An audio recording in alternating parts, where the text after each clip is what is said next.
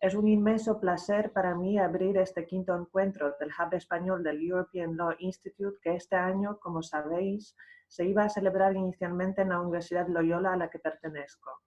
Dada la difícil situación en la que nos ha tocado vivir, provocada por la pandemia y la propagación del COVID-19 e instauración del estado de alarma en España, hemos decidido, sin embargo, en vez de suspender las actividades y posponerlas al año que viene, celebrar el evento en formato online, o mejor dicho, en la modalidad de presencia virtual, término muy de moda últimamente. Con ello me gustaría anunciar también que Sevilla y con ello la Universidad Loyola como anfitriona aguardará el siguiente encuentro que se celebrará como es costumbre ya en mayo del año 2021, eso sí la llamada nueva realidad y las circunstancias nos lo permiten. En este sentido me gustaría expresar unas palabras de gratitud. Primero de todo, dar las gracias por la confianza depositada en mi persona a los coordinadores del Hub Español de ELI, Carmen Jerez y Albert Ruda, y a las autoridades de la Universidad Loyola por mantener el compromiso con el Instituto, especialmente al vicedirector de investigación Carlos García Alonso y a Ana Mercedes López Rodríguez por el apoyo prestado. Es el momento también de agradecer a los patrocinadores e instituciones que apoyaron el evento este año, a European Law Institute con la sede en Viena y la Unión Europea, a las Universidades Autónomas de Madrid, Universidad de Girona y Universidad Loyola, así como a la editorial Setting, a los registradores de España y el bufete Cuatro Casas.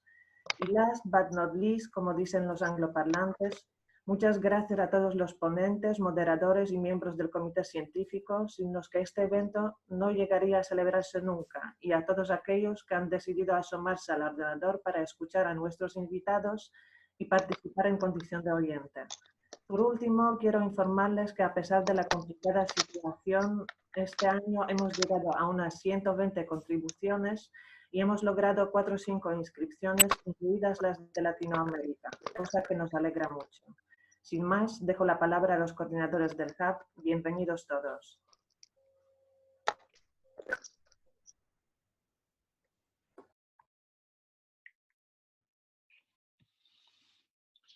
Muchas gracias, profesora Kubica.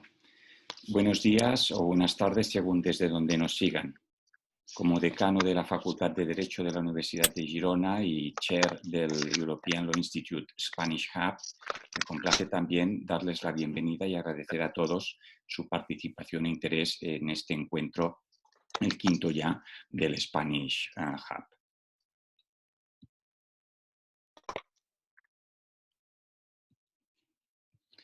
El encuentro se va a desarrollar de la siguiente manera. Comenzamos con esta sesión inaugural y los ponentes que nos acompañan en la mesa virtual. Dentro de unas 2 horas, a las 2 horas española, haremos un receso y continuaremos a las 4 con los webinars de las mesas temáticas. Hay un total de 20 mesas de prácticamente todas las disciplinas del derecho positivo. En ellas, nuestro propósito es exponer la relevancia del derecho emanado de los 2 grandes tribunales europeos, su jurisprudencia, es decir, el Tribunal Europeo de Derechos Humanos y el Tribunal de Justicia de la Unión Europea, así como su influencia e impacto sobre el derecho nacional a través del prisma de materias concretas como el derecho digital, el derecho de sociedades o el derecho tributario, entre otros. Nuestra intención es grabar las mesas en la medida de lo posible y publicarlas después online para que sean accesibles también para aquellos que hoy no las puedan seguir en directo. Cada mesa tiene un moderador y una serie de comunicantes que presentarán sus comentarios de sentencia y posteriormente se abrirá un debate. Pedimos a los asistentes que asistan a las mesas con el micro y la cámara apagados, a menos que el moderador indique lo contrario. Todos tienen que haber recibido el programa con los enlaces de las mesas, de modo que puedan entrar y salir libremente de las mismas según sus preferencias o intereses temáticos. En el caso de esta mesa concreta en que nos encontramos, los ponentes hablarán cada uno unos 25 o 30 minutos. Los participantes que lo deseen pueden formular preguntas mediante el chat, indicando su nombre y apellidos.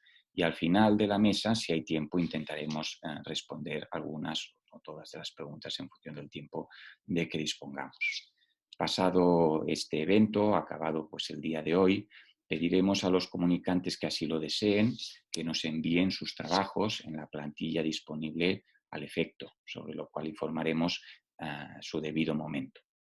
Los trabajos seleccionados por el comité científico se incluirán en un libro editado por la editorial Sepin, que viene publicando desde su inicio los volúmenes de materiales del encuentro y a quien agradecemos su confianza y apoyo. Ya están disponibles 2 volúmenes que pueden encontrarse en el web de la editorial sepin.es. Llevamos un poco de retraso con los encuentros anteriores, que dieron lugar a publicaciones muy voluminosas por el número de papers, algunos de los libros con unas 2000 páginas. Pero afortunadamente la editorial se ha comprometido a desencallar la situación y que aparezcan los 2 libros que faltan, uno antes del verano y el otro en el segundo semestre.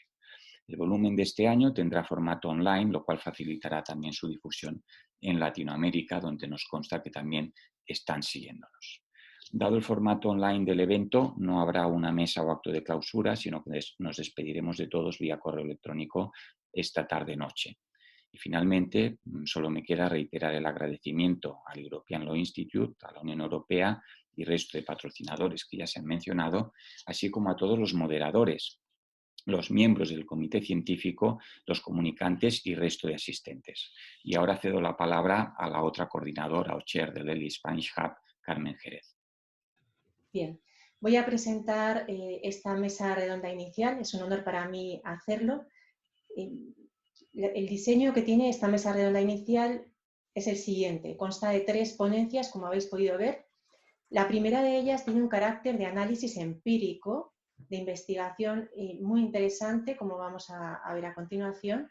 La segunda de ellas se refiere a derecho, el impacto de la jurisprudencia europea, más bien desde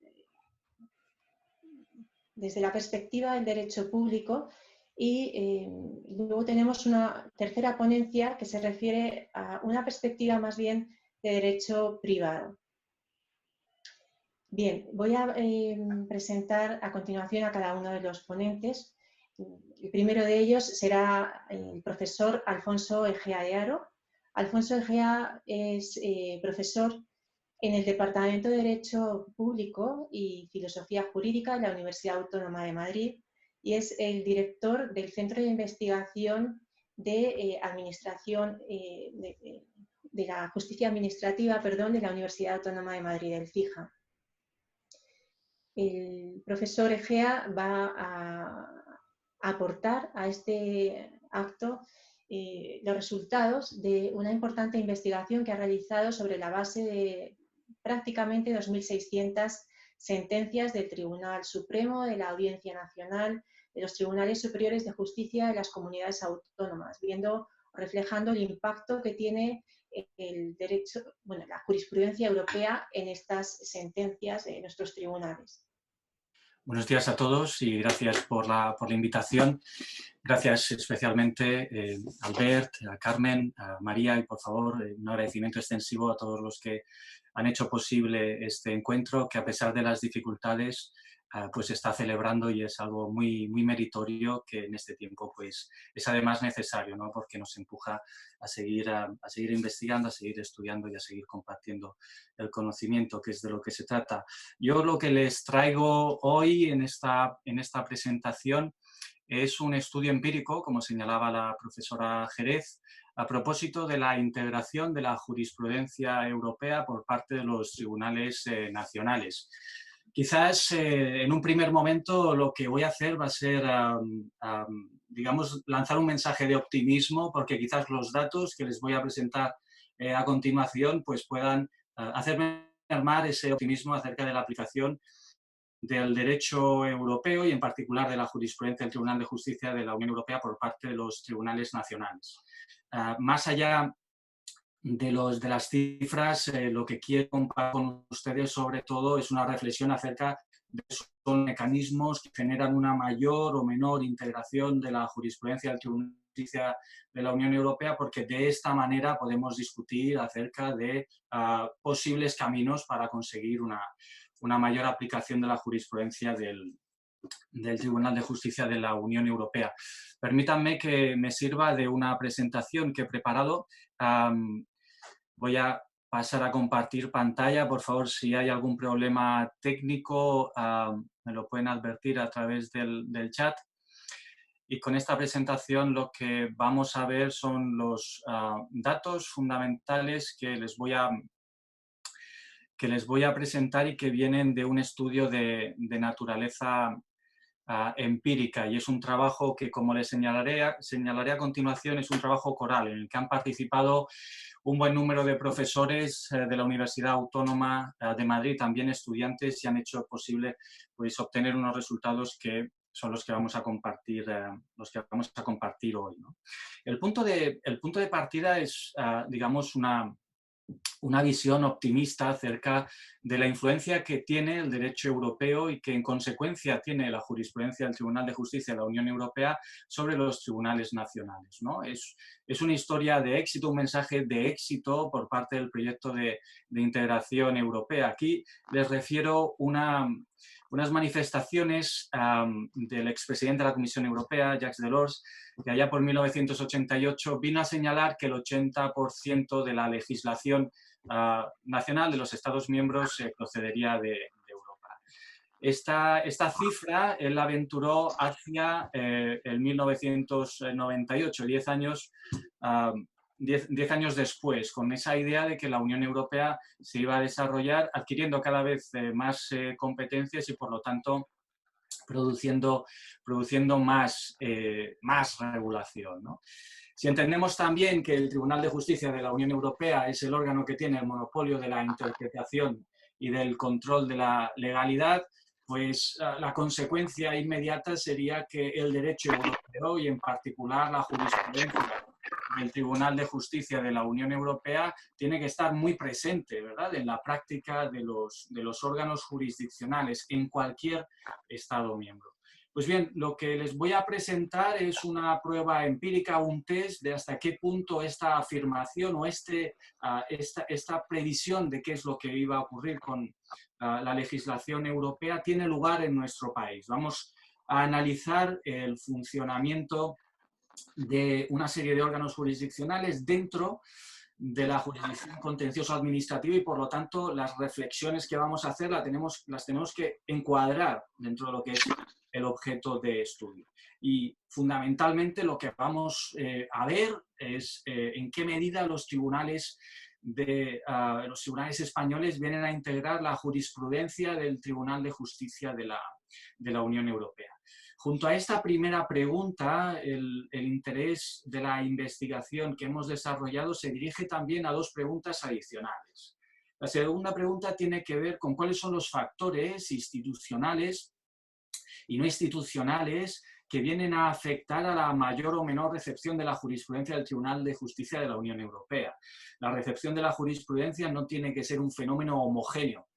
Quizás se den casos en los que determinados tribunales, por la configuración de los propios procedimientos, vengan a tener más incentivos a recepcionar e integrar la jurisprudencia del Tribunal de Justicia de la Unión Europea. Por lo tanto, nuestra investigación se dirige no solo a identificar un número y calcular de esta manera en qué medida la jurisprudencia es recepcionada e integrada por parte de los tribunales nacionales, sino también identificar los factores que permiten una mayor o menor recepción. Siempre con la idea de que lo que estamos presentando aquí hoy es una foto fija, ni siquiera presente, porque les voy a presentar un análisis de unas sentencias bien recientes, hablamos del año 2017, pero que lógicamente puede cambiar a futuro. Tenemos que saber qué herramientas tenemos para que cambie si esta foto, como decía anteriormente, no nos conviene.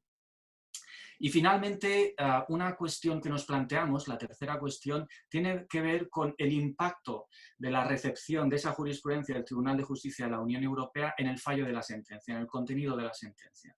¿De acuerdo? Como les señalaba anteriormente, vamos a realizar un estudio de carácter empírico. Aquí les presento algunos de los datos que vamos a utilizar a continuación, pero ya les adelanto que nos vamos a centrar en la jurisdicción contencioso administrativa. Por lo tanto, vamos también la actuación de la administración y nos interesa ver hasta qué punto bajo la óptica, bajo la luz del derecho europeo y cómo viene interpretado por el Tribunal de Justicia de la Unión Europea si tenemos una administración que viene a adaptar su actividad al marco jurídico que se deriva del derecho europeo. Decía que es un estudio fundamentalmente empírico, es un estudio empírico que se basa en las siguientes cifras. Vamos a presentar los resultados de un análisis de hasta 2.965 sentencias seleccionadas en el periodo que aquí ven reflejado, entre diciembre de 2016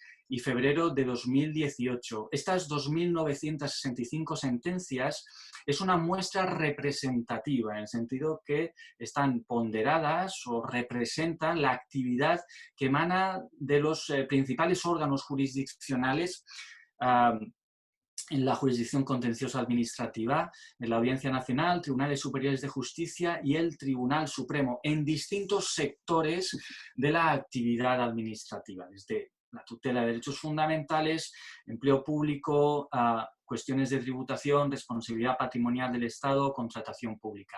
Esta característica de la base de datos que ha sido elaborada en el Centro de Investigación sobre Justicia Administrativa es relevante porque entendemos también que los datos que vamos a presentar a continuación son circunstanciales del campo de análisis que hemos seleccionado y que también los distintos sectores de actividad de la Administración pueden tener circunstancias particulares que hagan que los tribunales nacionales vengan a integrar con mayor o con menor frecuencia la jurisprudencia del Tribunal de Justicia de la Unión Europea. La relevancia y nuevamente reitero el agradecimiento por poder compartir con ustedes este estudio. La relevancia del estudio es presentar datos y presentar los resultados de un análisis empírico. Un análisis empírico que es difícil, es costoso porque requiere la codificación de, como están viendo, un buen número de sentencias. Y hasta el momento los análisis acerca de las razones que justificaban una mayor o menor integración de la jurisprudencia del Tribunal de Justicia de la Unión Europea han sido análisis fundamentalmente teóricos, de manera que ese porcentaje del 80% de la legislación estatal derivada de la legislación europea difícilmente se podía constatar. Son estudios fundamentalmente teóricos que venían asociados a cuestiones que vienen a ser comunes dentro de los comparativistas en la materia, ¿verdad? Cuestiones relativas fundamentalmente a razones de cultura jurídica, la recepción de la jurisprudencia de tribunales internacionales con el Tribunal de Justicia de la Unión Europea. En última instancia también está vinculado a características institucionales del sistema que estemos analizando.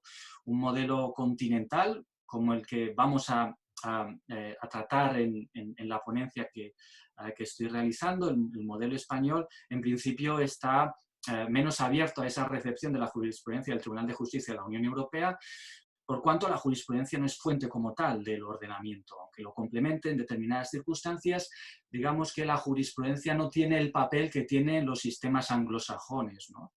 Otras razones ligadas a la cultura jurídica y que vendría a filtrar la recepción de la jurisprudencia del Tribunal de Justicia de la Unión Europea tiene que ver también con la relación entre los distintos poderes del Estado.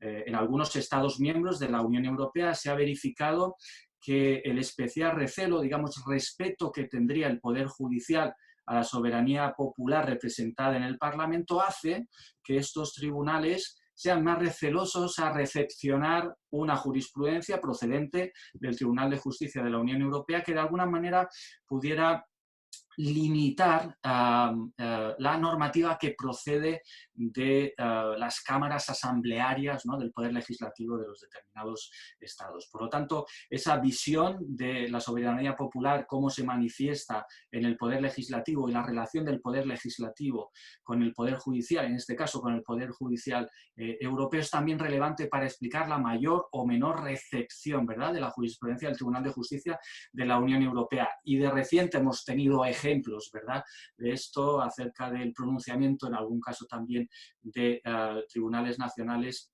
acerca de decisiones, ¿no?, procedentes de la Unión Europea. ¿Qué sabemos también de la recepción de la jurisprudencia europea por parte de los tribunales nacionales? Bueno, pues los marcos teóricos más extendidos nos presentan dos modelos que harían que la recepción fuera distinta. Un modelo que tiene que ver con una competición interjudicial, en la que, de acuerdo a un modelo también denominado burocrático, nos encontramos con órganos jurisdiccionales que utilizan la jurisprudencia o que podrían utilizar la jurisprudencia del Tribunal de Justicia de la Unión Europea como un mecanismo para ganar en influencia dentro del procedimiento.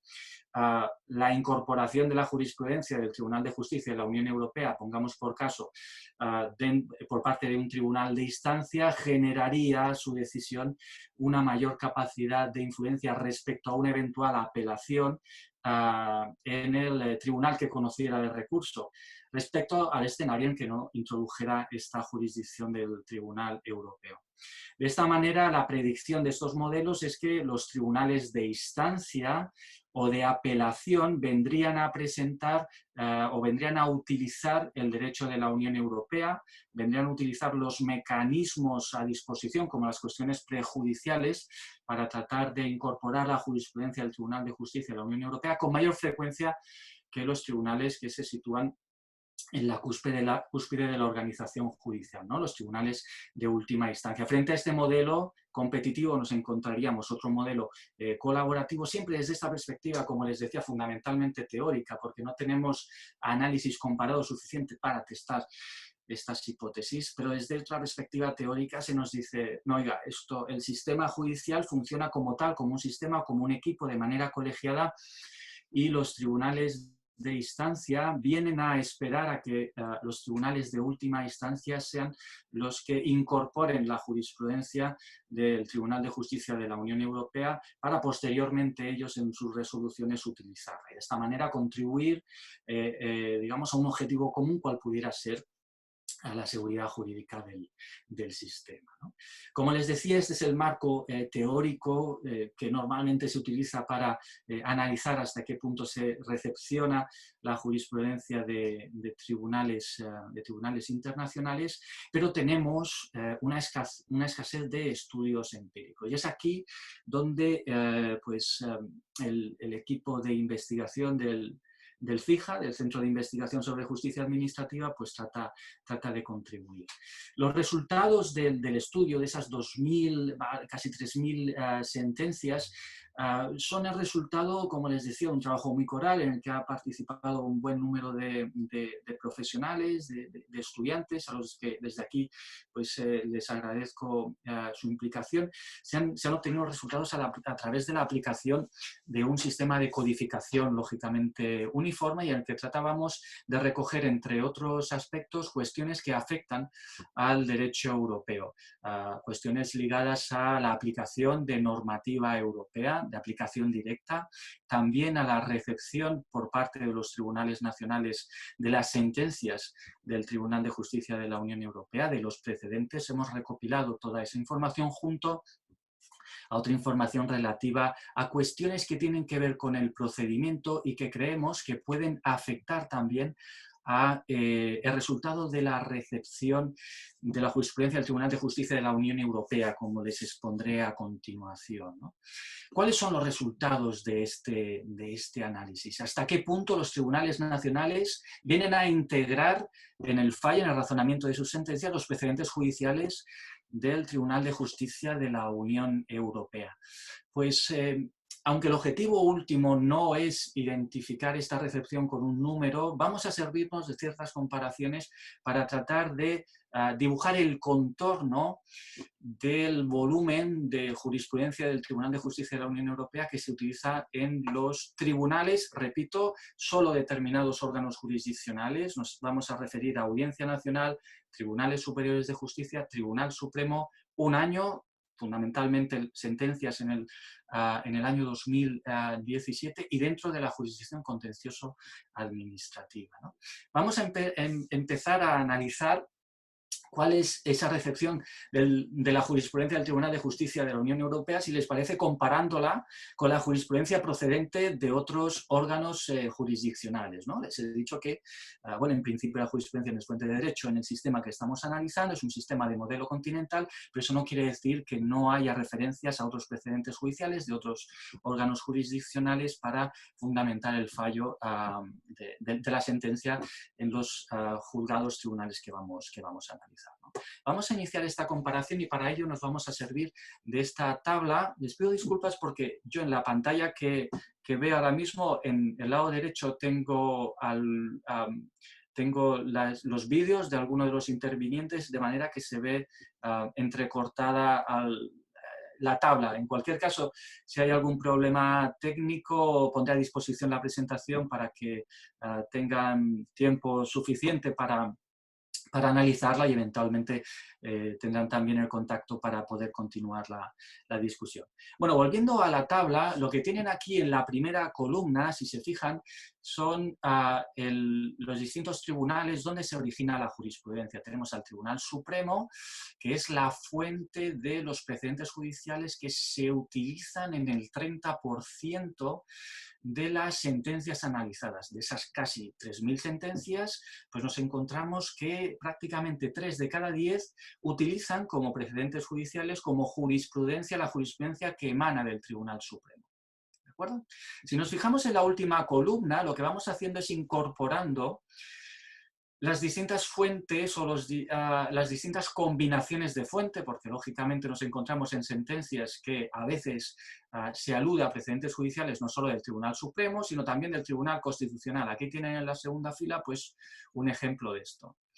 Este tipo de combinación está presente en 299 sentencias, 13% de la muestra, que sumado al 30% anterior nos da un resultado de un 43,3%. Si se fijan, vamos a ayudarnos del cursor, vamos descendiendo, nos encontramos que, fíjense, hasta el 88% de los casos analizados, o en el 88% de los casos analizados, la jurisprudencia que se cita es fundamentalmente del Tribunal Supremo, Tribunal Constitucional. ¿Dónde aparece la jurisprudencia del Tribunal de Justicia de la Unión Europea? Pues fíjense, aparece en esta fila acompañada de la jurisprudencia del Tribunal Supremo, algo que tiene también que ver con el hecho de que el Tribunal Supremo, como ya voy anticipando algún resultado, se convierte en cierta manera como en una caja de resonancia de la jurisprudencia europea y a veces se cita jurisprudencia del Tribunal Supremo cuando en última instancia se está refiriendo a algún supuesto que tiene que ver con la jurisprudencia europea. Pero si se fijan, nos encontramos que la mayor parte de la jurisprudencia que se viene a utilizar por parte de los tribunales del orden jurisdiccional contenciosa administrativa no está directamente relacionada con la jurisprudencia del Tribunal de Justicia de la Unión Europea. Fíjense, aquí tenemos que cuando el porcentaje de sentencias, un 2,3%, que citan jurisprudencia del Tribunal de Justicia de la Unión Europea, lo hacen además con jurisprudencia del Tribunal Supremo.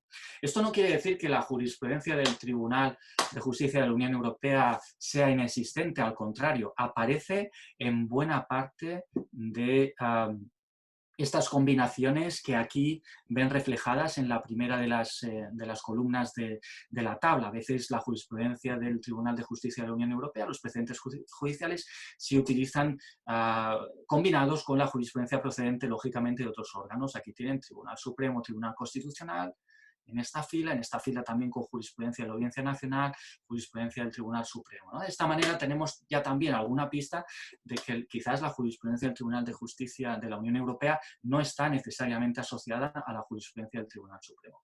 Pero lo que nos viene a decir esta tabla, estos primeros datos, es que la recepción de la jurisprudencia del Tribunal de Justicia de la Unión Europea es limitada. ¿Cuándo se produce, por lo tanto, esta recepción? Pues fíjense, aquí lo que tenemos es una tabla muy simple, a pesar de la gran cantidad de números. Aquí he marcado quizás los datos más relevantes, donde lo que vamos a analizar es la aplicación o la recepción de la jurisprudencia del Tribunal de Justicia de la Unión Europea. En la primera fila tenemos cuando no ocurre. Aquí tienen el número de los casos, por lo tanto es la mayoría, en consonancia con lo que veíamos anteriormente.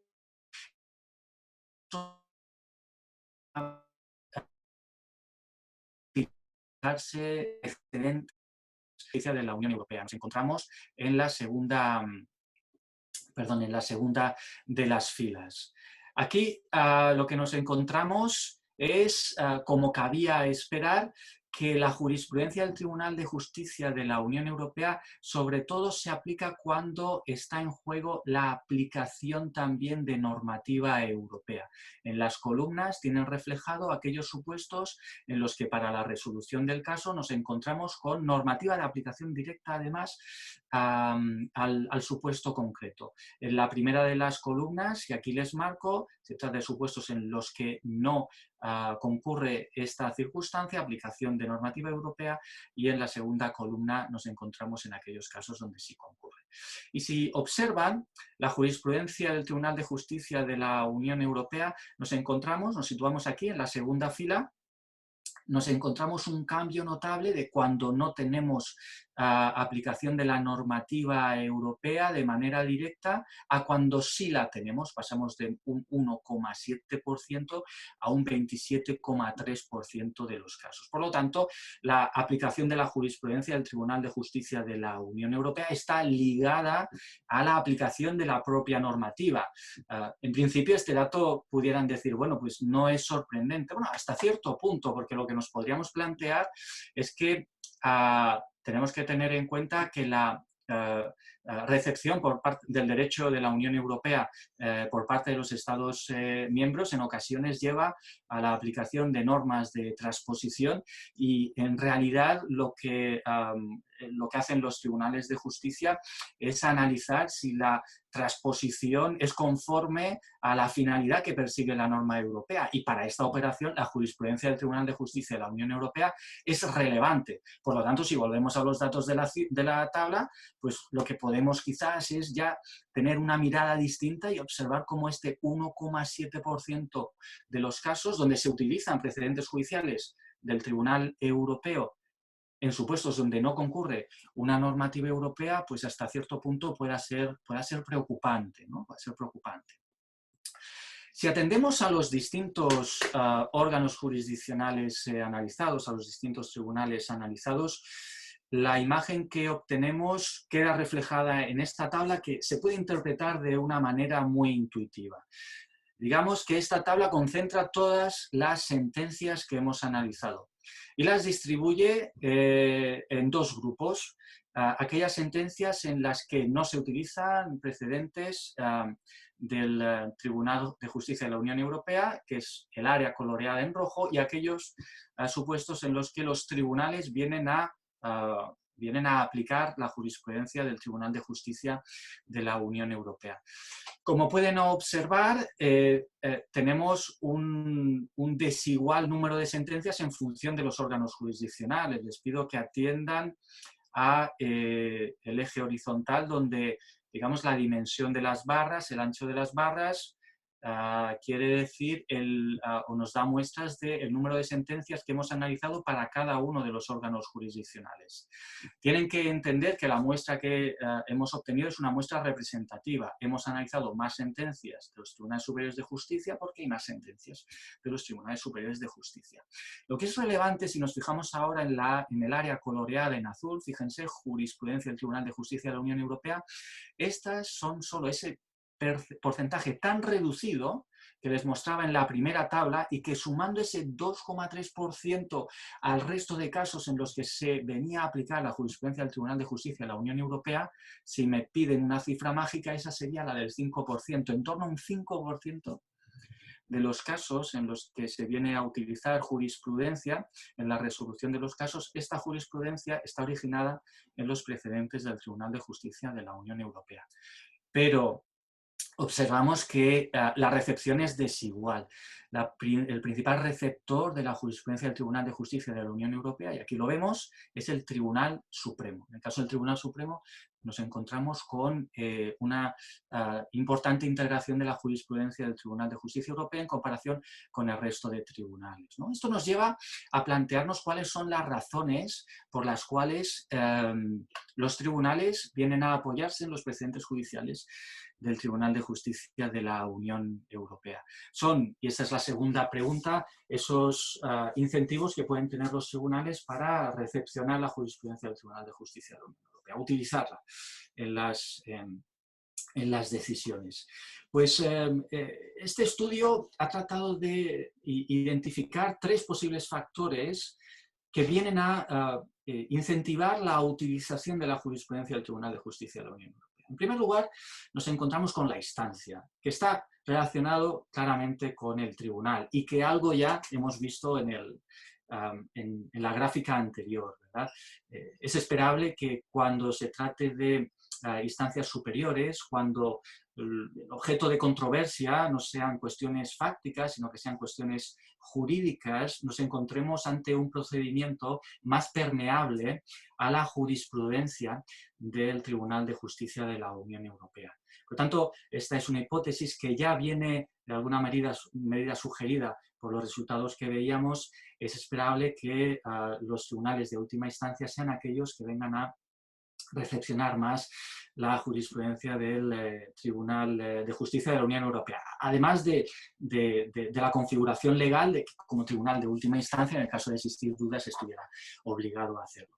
Pero lo que nos interesaba, y quizás aquí es un momento para subrayar este escenario en el que nos movemos, lo que nos interesaba era capturar la utilización de los precedentes judiciales del Tribunal de Justicia de la Unión Europea en circunstancias normales.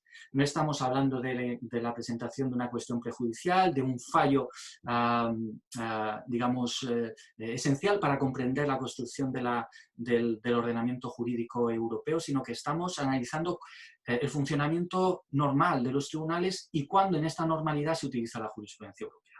Pues bien, otro de los factores que creemos que estaba detrás o que está detrás de la mayor o menor utilización de esta jurisprudencia tiene que ver con la complejidad normativa.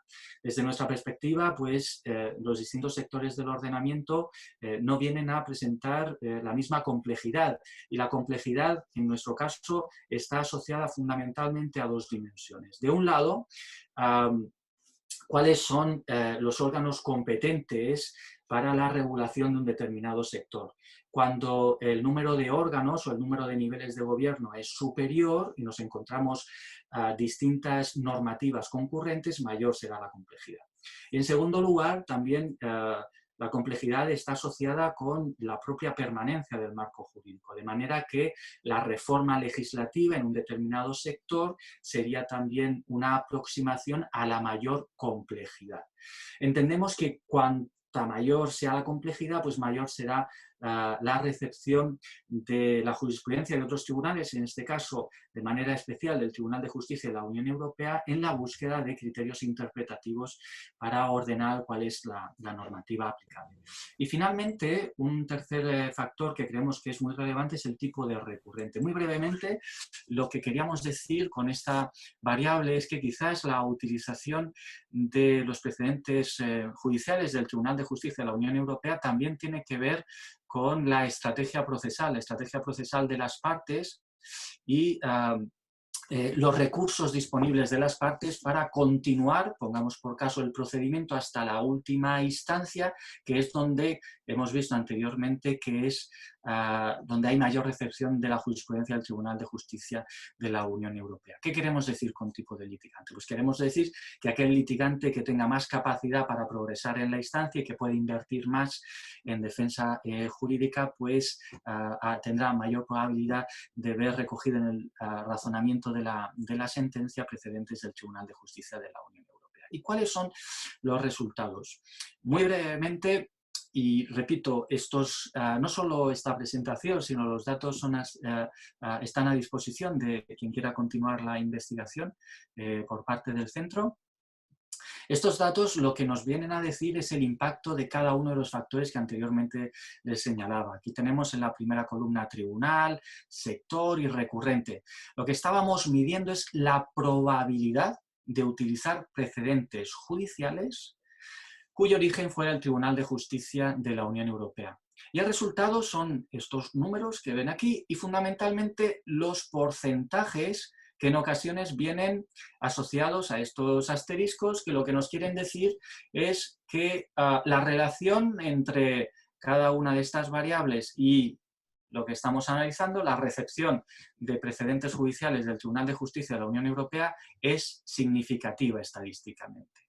En otras palabras, cuando vemos que el coeficiente está identificado, marcado con estos asteriscos, lo que tenemos que hacer es interpretar cuál es el factor que aparece en la primera columna y concluir que este factor es determinante para incrementar la probabilidad en el uso de jurisprudencia del Tribunal de Justicia de la Unión Europea. Ven que solo tenemos dos coeficientes a los que asociamos estos asteriscos, lo cual nos quiere decir que solo hay dos factores relevantes en la recepción o para explicar la mayor recepción, la mayor probabilidad de recepción de la jurisprudencia del Tribunal de Justicia de la Unión Europea. ¿Cuáles son esos dos factores? Pues como aquí pueden observar, el primero de ellos es que el caso sea conocido por parte del Tribunal Supremo, se incrementa notablemente la probabilidad de utilizar jurisprudencia del Tribunal de Justicia de la Unión Europea y fíjense, es también muy relevante el que recurrente sea una persona jurídica respecto a recurrentes individuales o a la propia administración. ¿De acuerdo? ¿Qué nos dicen estos datos? Estos datos, y ya voy concluyendo antes de la última presentación, estos datos lo que nos dicen en primer lugar que la integración de la jurisprudencia del Tribunal de Justicia de la Unión Europea en estos tribunales analizados del orden contencioso administrativo es limitada. Y además, la limitación tiene sentido porque los factores que provocan esta limitación es que el caso sea conocido por, digamos, tribunales de última instancia, aquí les mostraba el Tribunal Supremo, y también que los procedimientos sean impulsados por parte de personas jurídicas, por parte de empresas que quizás tengan más capacidad o cunda menos el efecto desánimo cuando se transita entre las distintas instancias, ¿verdad? Tienen más capacidad para afrontar capacidad económica y también capacidad en cuanto a la gestión del tiempo para afrontar un procedimiento más prolongado en el tiempo hasta llegar a las últimas instancias jurisdiccionales donde es más probable que se venga a recepcionar la jurisprudencia del Tribunal de Justicia de la Unión Europea. No pasaría absolutamente nada si esta recepción fuera limitada, si no se creyeran lo que les estoy comentando o alegaran el que estamos analizando solo un grupo de sentencias de un orden jurisdiccional determinado, de unos tribunales determinados, de un año determinado.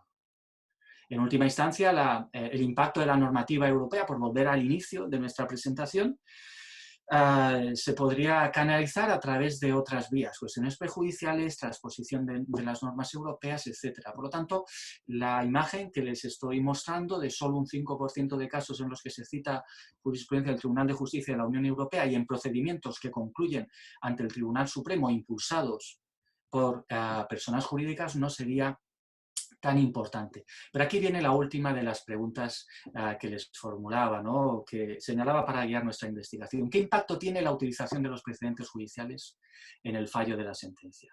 Pues el impacto se puede traducir en el siguiente gráfico, en lo que tenemos una evolución distinta. Fíjense en la utilización de los precedentes judiciales que vemos identificados aquí en el eje horizontal de este gráfico. Si nos situamos a la izquierda, el valor 0 quiere decir que no se utilizan precedentes judiciales del Tribunal de Justicia de la Unión Europea. El valor 1, cuando nos situamos a la derecha, quiere decir que la sentencia que analizamos utiliza o se refiere a la jurisprudencia del Tribunal de Justicia de la Unión Europea. Y tenemos tres líneas. ¿Qué reflejan estas tres líneas? Estas tres líneas reflejan tres posibles soluciones, tres posibles sentidos del fallo de los tribunales, ¿no? La línea superior, la línea marcada coloreada en azul, son resultados estimatorios de la actividad administrativa, de la administración. La línea coloreada en verde, y que tiene una tendencia opuesta a la anterior, es la estimación parcial del recurrente, sea persona física, sea persona jurídica.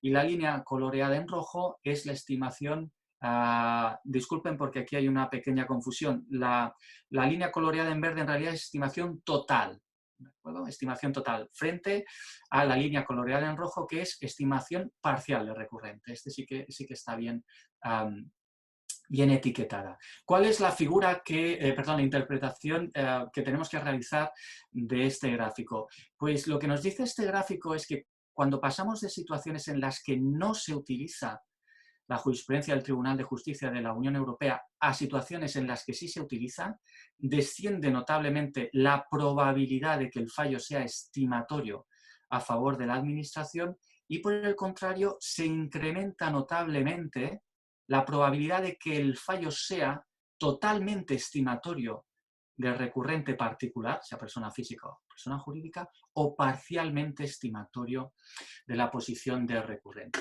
La utilización de la jurisprudencia del Tribunal de Justicia de la Unión Europea tiene un efecto positivo para el recurrente y un efecto positivo para el sistema en general, porque permite revisar o depurar la actividad de la Administración. Podemos interpretar que este descenso que se produce en la probabilidad de que la sentencia estime la posición de la Administración quiere decir que se revisa la actuación de la Administración.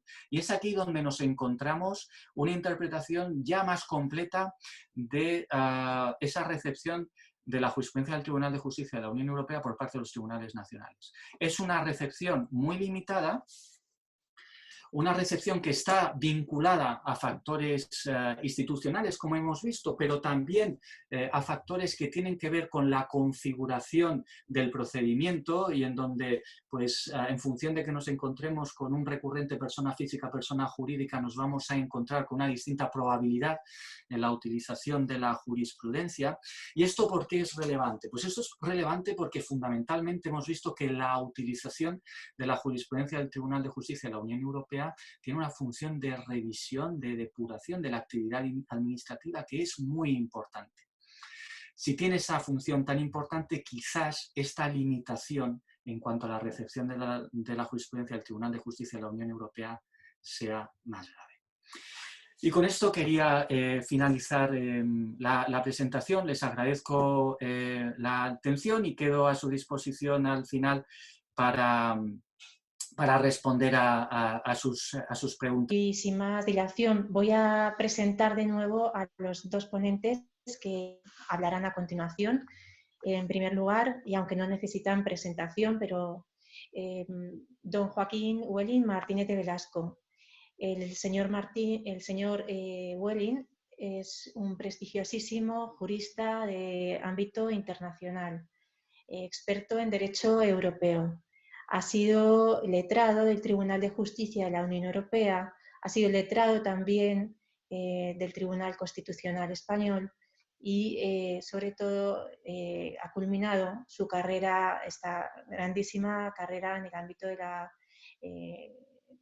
justicia, como magistrado del Tribunal Supremo en la Sala Tercera, Sala de lo Contencioso Administrativo, donde ha desarrollado su labor desde 2008 hasta 2018.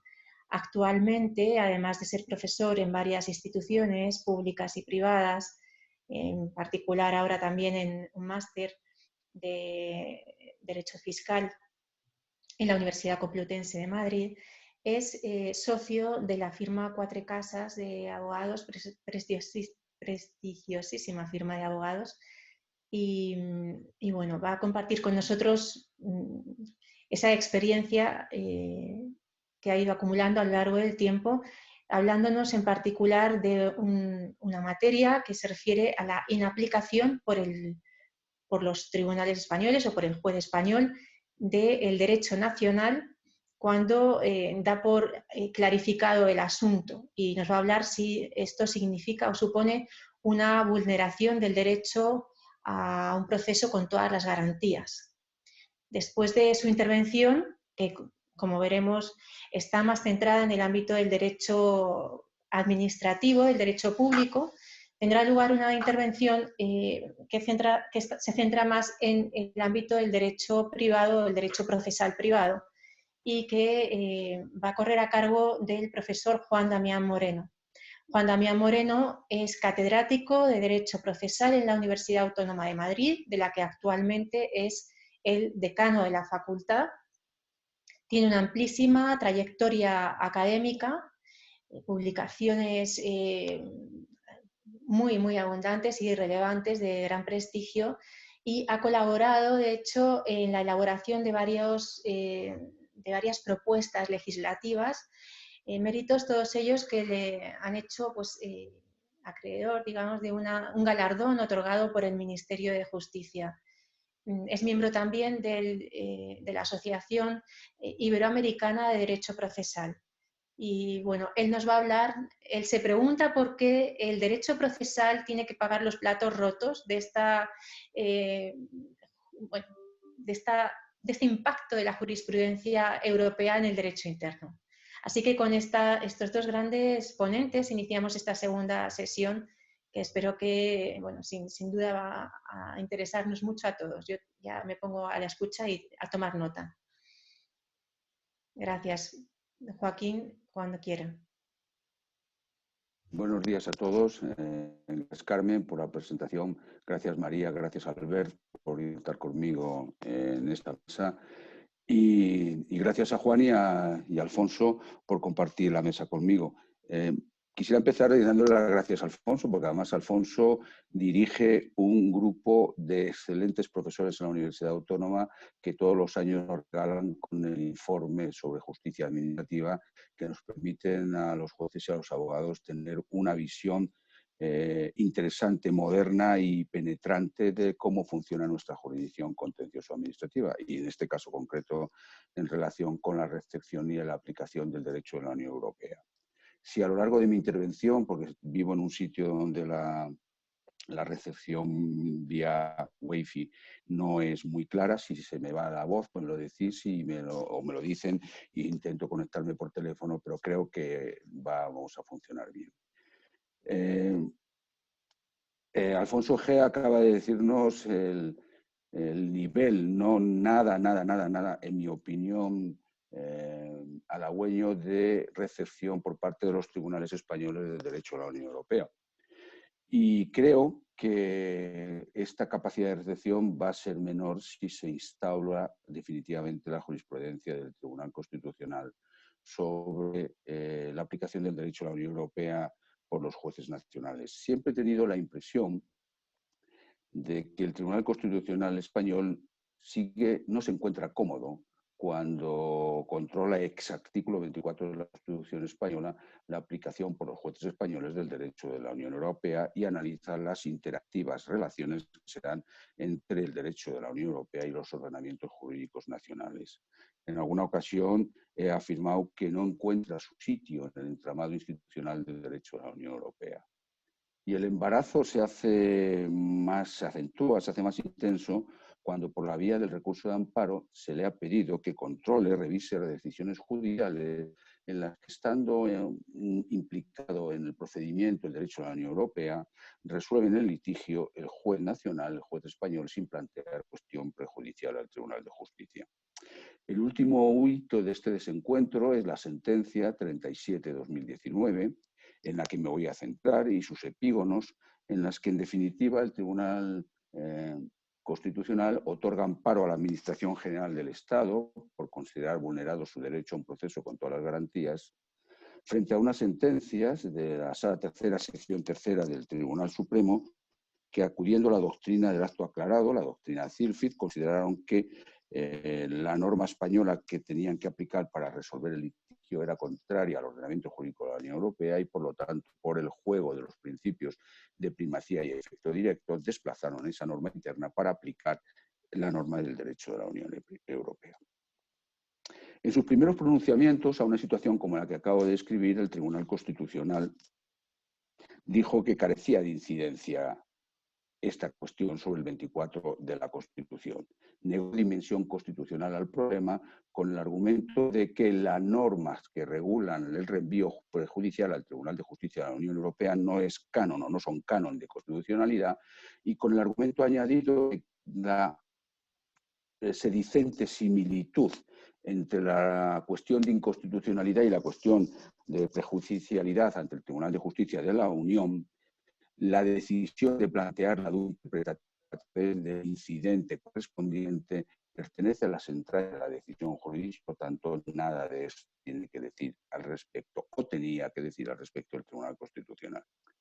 Sin embargo, el Tribunal dio un golpe de timón en la sentencia 58/2004, en la que consideró vulnerado el derecho a un proceso con todas las garantías frente a una sentencia del Tribunal Superior de Justicia de Cataluña que inaplicó una norma legal de la comunidad autónoma, una norma relativa a la tasa, una norma tributaria a la tasa del juego, por considerarla contraria al artículo 33 de la sexta directiva sobre el IVA. El contenido de esta sentencia dejaba perplejo al lector porque no se sabía claramente de su contenido si el Tribunal Constitucional otorgaba el amparo porque consideraba que se vulneraba ese derecho fundamental a un proceso con todas las garantías porque el juez nacional, en este caso el Tribunal Superior de Justicia, había inaplicado una ley interna sin plantear cuestión prejudicial del Tribunal de Justicia, o porque al hacerlo así se había separado de manera inmotivada del criterio generalizado de los demás órganos jurisdiccionales españoles que consideraban que esa norma autonómica catalana no era contrario al artículo 33 de la sexta directiva. La duda la vino a despejar una sentencia posterior, la sentencia 194/2006, que otorgó amparo al Gobierno de Canarias frente a una sentencia del Tribunal Superior de Justicia de las Islas Canarias, en la que el órgano jurisdiccional dejó aplicada una norma legal autonómica, un artículo de la ley que regula el impuesto general indirecto canario, que reproducía a su vez pelo a pelo, palabra por palabra, un precepto de la ley española sobre el IVA, la ley 3792, que el Tribunal de Justicia, en una sentencia de 1998, había declarado, una sentencia de comisión contra España, era un recurso por incumplimiento, había declarado contrario al derecho de la Unión Europea.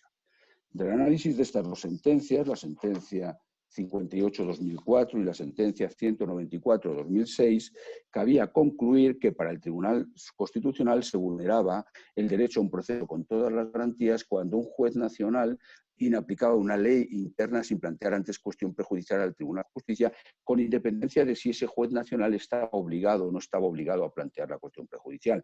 Bien, porque no fuera un órgano que resolviera en última instancia y por lo tanto no estuviera obligado, o porque siendo un órgano que resolviera en última instancia se dieran las condiciones de la doctrina de Zilfit. En su momento puse en manifiesto mis dudas sobre el ajuste de esta jurisprudencia a la jurisprudencia del Tribunal de Justicia de la Unión sobre los poderes de los jueces nacionales para garantizar la efectividad del ordenamiento jurídico de la Unión.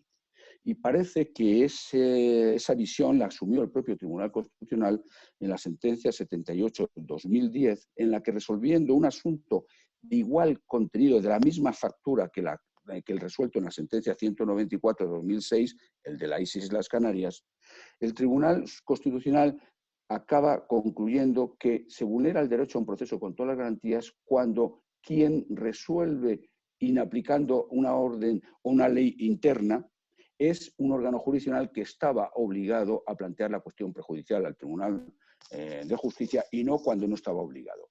Porque la infracción o la elección constitucional no se producía por el hecho de dejar inaplicada la ley interna, sino que el efecto era como consecuencia de situarse indebidamente el juez nacional en el lugar que no le correspondía. Situarse en el lugar del Tribunal de Justicia, cuando estaba obligado a plantearle la cuestión prejudicial, e interpretar por su propia autoridad el derecho de la Unión Europea.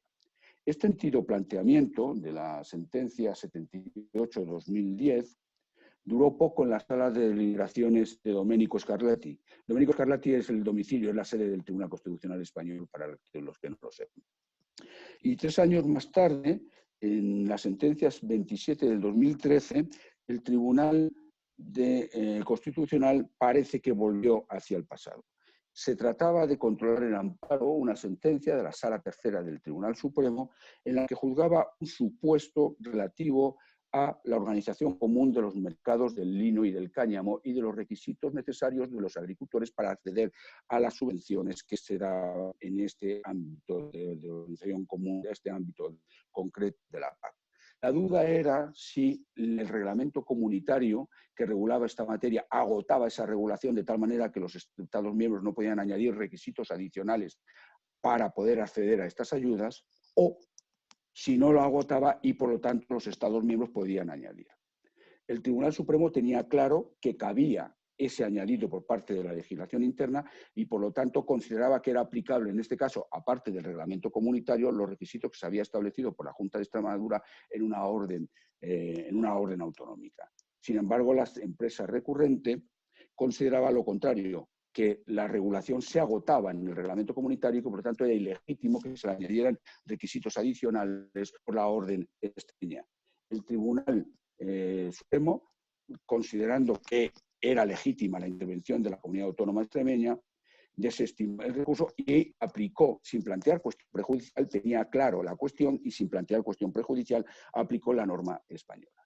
El Tribunal Constitucional, en este caso concreto, no otorgó amparo porque el resultado de la operación del juez nacional que no planteó cuestión prejudicial ante el Tribunal de Justicia no era la intención de la norma interna, sino que era la aplicación de la norma. Este argumento desenmascara o pone de manifiesto cuál es la posición del Tribunal Constitucional español.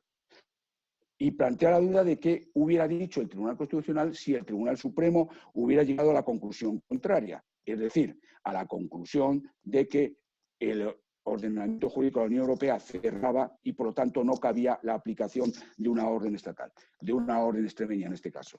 ¿Qué hubiera dicho el Tribunal Constitucional si el resultado hubiera sido la inaplicación? Esto lo aclaró ya definitivamente la sentencia 232/2015, en la que se dijo claramente ya por el Tribunal Constitucional que dejar de inaplicada una ley interna sin plantear cuestión prejudicial del Tribunal de Justicia por considerar que se daba la doctrina del acto claro o aclarado es contrario al derecho de la Unión, al derecho a un proceso con todas las garantías si existe una duda objetiva, clara y determinante sobre esa oposición entre la norma interna y la norma del derecho de la Unión Europea. Sin embargo, si de esa oposición el resultado es la aplicación de la norma interna, no hay nada que decir desde la perspectiva del proceso, del derecho a un proceso con todas las garantías, y a lo sumo, cabría hacer un test de control desde la judicial efectiva y, por lo tanto, desde la razonabilidad del argumento utilizado por el órgano jurisdiccional para seleccionar la norma y aplicarla. En definitiva, con esta sentencia 232/2015, se abandona la línea, en mi opinión, correcta de la sentencia 78/2010, se vuelve, en mi opinión, a la doctrina, en mi opinión, equivocada de la sentencia 58/2004 y se anunciaba ya la jurisprudencia que iba a establecer el Tribunal Constitucional en la sentencia 37/2019.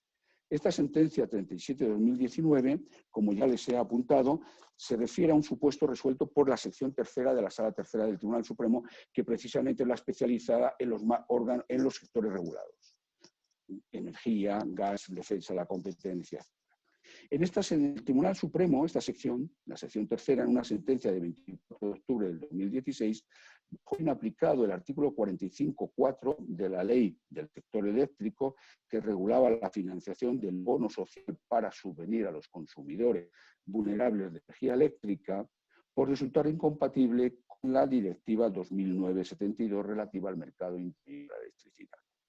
Y lo hizo sin plantear cuestión prejudicial el Tribunal de Justicia, porque en virtud de dos sentencias del Tribunal de Justicia recientes, ANODE y la sentencia Federutility, el Tribunal Supremo consideró que se daban los criterios para considerar que había un acto aclarado y que, por lo tanto, quedaba, en virtud de la doctrina CILFID, relevado de la obligación de plantear cuestión judicial al Tribunal de Justicia de la Unión Europea.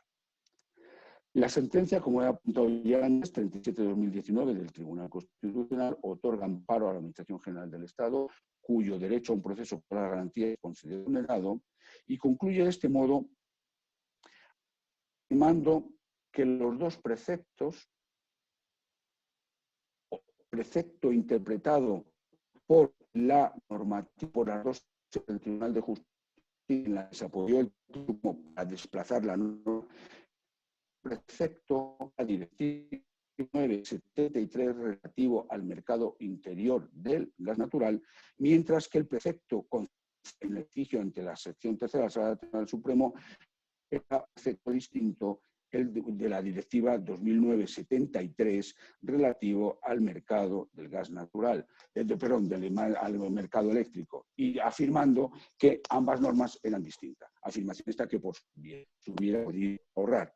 Pero el tribunal evidencia que ambos preceptos eran de contenido idéntico, que ambos preceptos están destinados a una misma objetivo, que ambos llevan el mismo 2-3 de directivas sucesivas aprobadas en el paquete por la Unión Europea, en que están íntimamente interrelacionados, la energía eléctrica y el del gas natural, con la finalidad de promover la digitalización del mercado interior en ambos sectores, que además se tratan de dos directivas de misma fecha, publicadas en el mismo boletín oficial de la Unión Europea, que en la misma fecha, que además tenían el mismo plazo de transposición. Y el Tribunal Constitucional silencia esto y se limita simplemente a decir que ambos son de dos directivas diferentes. Y esta es su conclusión, que establece jurídicos esto de la sentencia. Para llegar a esta conclusión, previamente hace un resumen en el último párrafo del Fundamento Jurídico Cuarto de su doctrina sobre la cuestión. Y vuelve a insistir. Hay vulneración del derecho a un proceso con todas las garantías cuando se resuelve un litigio desplazando la norma interna sin plantear cuestión prejudicial y cuando exista una duda objetiva, clara y terminante sobre la compatibilidad entre la norma interna y la norma del derecho de la Unión Europea. Aclara y añade, y cuando exista duda objetiva y terminante, pues exista un criterio generalizado de los tribunales españoles acerca de la compatibilidad entre ambas normas, criterio que no existía en este caso. O bien, porque aún esta cuestión haya sido resuelta por el Tribunal y Justicia de la Unión Europea ha interpretado la norma de la Unión Europea en cuestión, el supuesto de hecho no sea idéntico en ambos casos, o cuando se conjuguen ambas cuestiones. También considera que se vulnera el derecho a un proceso cuando se acude a la doctrina del acto aclarado sin darse los requisitos necesarios para ir a esa doctrina y utiliza un concepto jurídico indeterminado del Tribunal Constitucional, pues dice, es necesario que la cuestión resulta en las sentencias del Tribunal de Justicia y la cuestión que tiene el juez nacional ahora es materialmente idéntica. Esta es la acción que es una expresión saca de la doctrina civil. Y añade, para resumir su jurisprudencia, cuando en el caso de que la operación de no plantear cuestión prejudicial lleve como resultado la aplicación de la norma interna, no hay vulneración del derecho a un proceso con todas las garantías, y lo que más que pudiera haber es una vulneración del derecho a tutela judicial efectiva y en el caso de que hubiera habido una selección de la norma a través de un proceso de razonabilidad ilógico contrario a los criterios que son exigibles a toda resolución jurisdiccional. Entre aquella conclusión que estaba en el fundamento jurídico de esta doctrina, que resume en el fundamento jurídico cuarto, el Tribunal Constitucional, en los fundamentos quinto y parte de lo que hace es analizar la legalidad ordinaria que tiene que aplicar el Tribunal Supremo y además interpreta cuáles son las sentencias del Tribunal de Justicia de la Unión Europea. En este empeño del Tribunal es que evidentemente se sitúa en una acción que no le corresponde. Se sitúa en posición del juez ordinario, la legalidad ordinaria, determinando cuál es el precepto que debe ser seleccionado para aplicar la norma y analizando si entre el Tribunal Supremo no, aunque bastaría que fuera cualquier juez de pueblo. Sí. Joaquín, siento interrumpir, pero estamos perdiendo un poco el audio. No sé si podemos tal vez probar con la otra conexión. Gracias.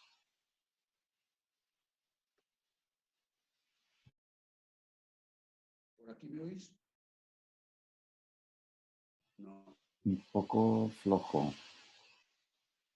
¿Hay alguna manera de subir el volumen, por favor? No.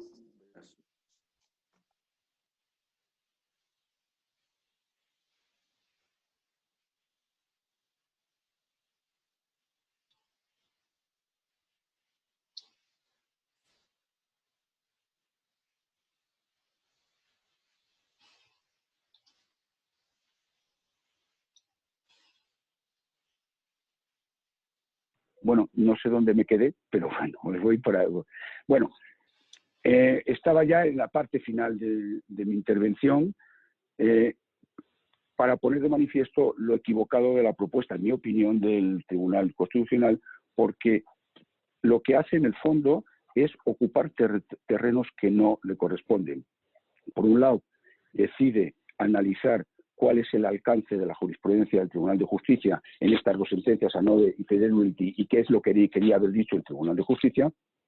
Y además, no solo eso, sino que también se coloca en la posición del Tribunal Supremo, creyendo, en mi opinión, infringiendo el 117 de la Constitución, para determinar cuál es el alcance concreto del litigio que tenía el Tribunal Supremo ante él.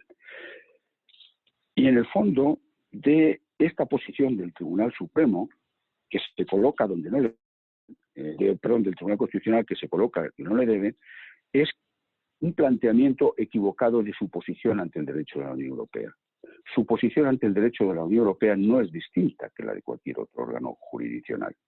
Por lo tanto, su compromiso como órgano constitucional en la defensa de la legalidad y en la aplicación de la legalidad constitucional y de la aplicación por los tribunales de justicia de esa legalidad constitucional debería ser el mismo en el caso en el que el resultado de la operación que hace el juez nacional fuera la aplicación o la inaplicación del derecho de la Unión Europea o de la norma interna. Si, repárense en lo que dice el Tribunal Constitucional, si el resultado de la intervención del juez ordinario sin plantear cuestión prejudicial es la inaplicación de la ley interna, el test de control es mucho más intenso, es el proceso con todas las garantías y yo, Tribunal Constitucional, entro hasta las entrañas del asunto, me pongo, examino si la materialidad de la cuestión debatida es la misma o no es la misma, o sea, me pongo en la posición del juez ordinario y además no solo eso, sino que interpreto de forma auténtica lo que ha querido decir el Tribunal de Justicia. Sin embargo, si el resultado es la aplicación de la norma interna, hago un test más light, me quedo extramuros y hago un control externo de la motivación de la decisión. Es evidente que ese no es el papel del Tribunal Constitucional porque forma tanto de las fuentes del derecho que debe aplicar un órgano jurisdiccional la norma del derecho de la Unión Europea como una norma de derecho interno. Por lo tanto, el Tribunal Constitucional debería realizar en ambos casos el mismo test que debería ser el test del control de la razonabilidad del argumento que lleva al resultado o a la selección de la norma elegida. Por eso sí sigo insistiendo que el Tribunal Constitucional no encuentra su sitio en el entramado institucional de la Unión Europea, pero más grave que todo eso es que él no encuentra su sitio, es que aboca a los tribunales que fueron en última instancia con la finalidad de evitar problemas, a tener una tendencia natural a, en estas situaciones, sin plantear cuestión prejudicial al Tribunal de Justicia, acabar aplicando la norma interna cuando se da ambas contradicción, como una especie de presunción de comunitariedad de la norma interna parecida a la presunción de constitucionalidad de la ley interna, pero que tiene que no tiene o de la ley de la ley española en nuestro sistema jurídico. Presunción que existe en la articulación entre la Constitución y la legalidad ordinaria, pero que no existe en el ámbito del derecho de la Unión Europea. Además, la posición del Tribunal Constitucional desconoce claramente la jurisprudencia cimental, que obliga a todos los jueces nacionales a inaplicar toda norma interna que sea contraria al derecho de la Unión Europea y sin necesidad de acudir incluso a la norma constitucional, sin necesidad de acudir o esperar a su derogación o a cualquier forma constitucional o procedimiento constitucional para su sustitución. Y lo hace además con independencia de si se plantea o no cuestión prejudicial, porque el propio Tribunal de Justicia le ha dicho a los tribunales nacionales que pueden dejar de plantear cuestión prejudicial. Y fíjense ustedes que es muy estricto el Tribunal de Justicia de dejar de plantear la cuestión prejudicial en casos en los que se da la situación del acto claro o aclarado. Pero es que recientemente, en una sentencia del año 18, Minister for Justice, que además es anterior a la sentencia del Tribunal Constitucional 37-2009, el Tribunal de Justicia dijo que se opone al derecho de la Unión Europea una legislación nacional que niega competencia a un órgano nacional creado por ley a fin de garantizar la aplicación del derecho de la Unión para dejar inaplicada una norma de derecho nacional contra el derecho de la Unión. Es verdad, y yo soy consciente, de que nada se opone a que un Estado miembro, que ya se lo dijo el Tribunal de Justicia en el año 98, a que un Estado miembro pueda articularse una cuestión de inconstitucionalidad o un recurso de inconstitucionalidad para expulsar del mundo del derecho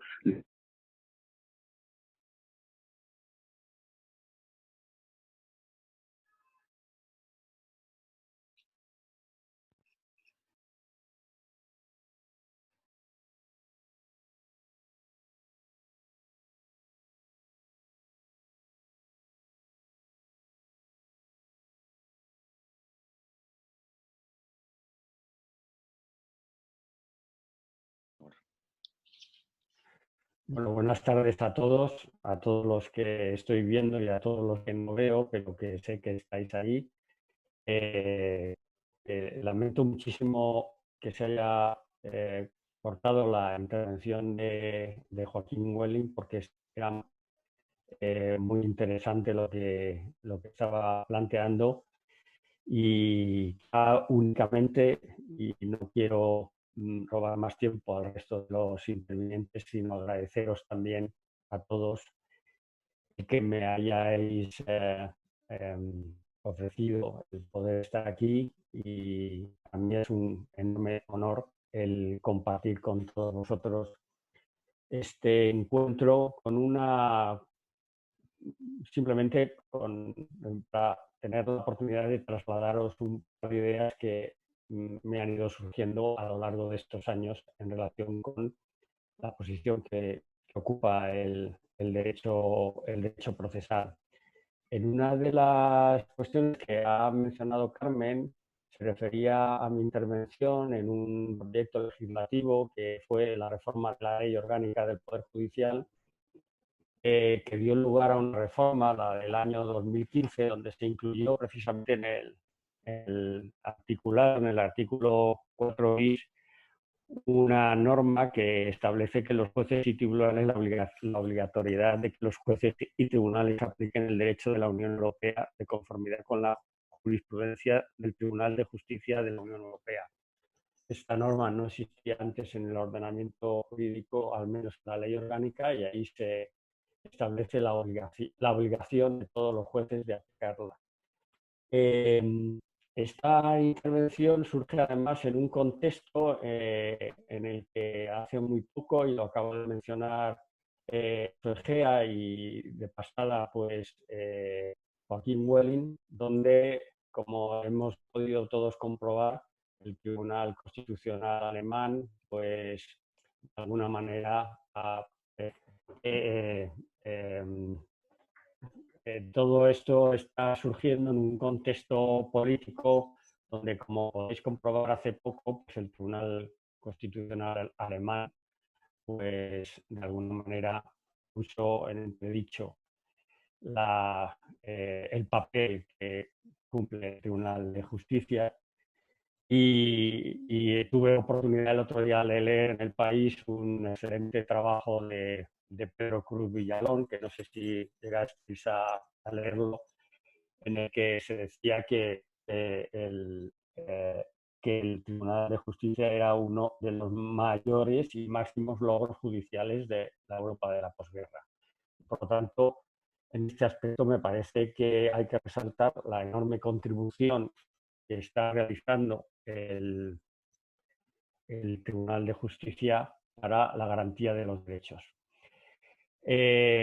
Para un procesalista, digamos, el contexto en el que surge esta reflexión, que con este, digamos, título tan impactante que he querido proponeros simplemente para llamar la atención, y no creáis que quiero servir de contrapunto a todo lo que se ha dicho respecto de la función tan importante que desempeña el Tribunal de Justicia, simplemente para poner de relieve cómo de alguna manera la jurisprudencia del Tribunal de Justicia de la Unión Europea, y sobre todo el tratamiento de algunas cuestiones judiciales, pues ha tenido y tiene y sigue teniendo una incidencia directa en los principios y garantías procesales.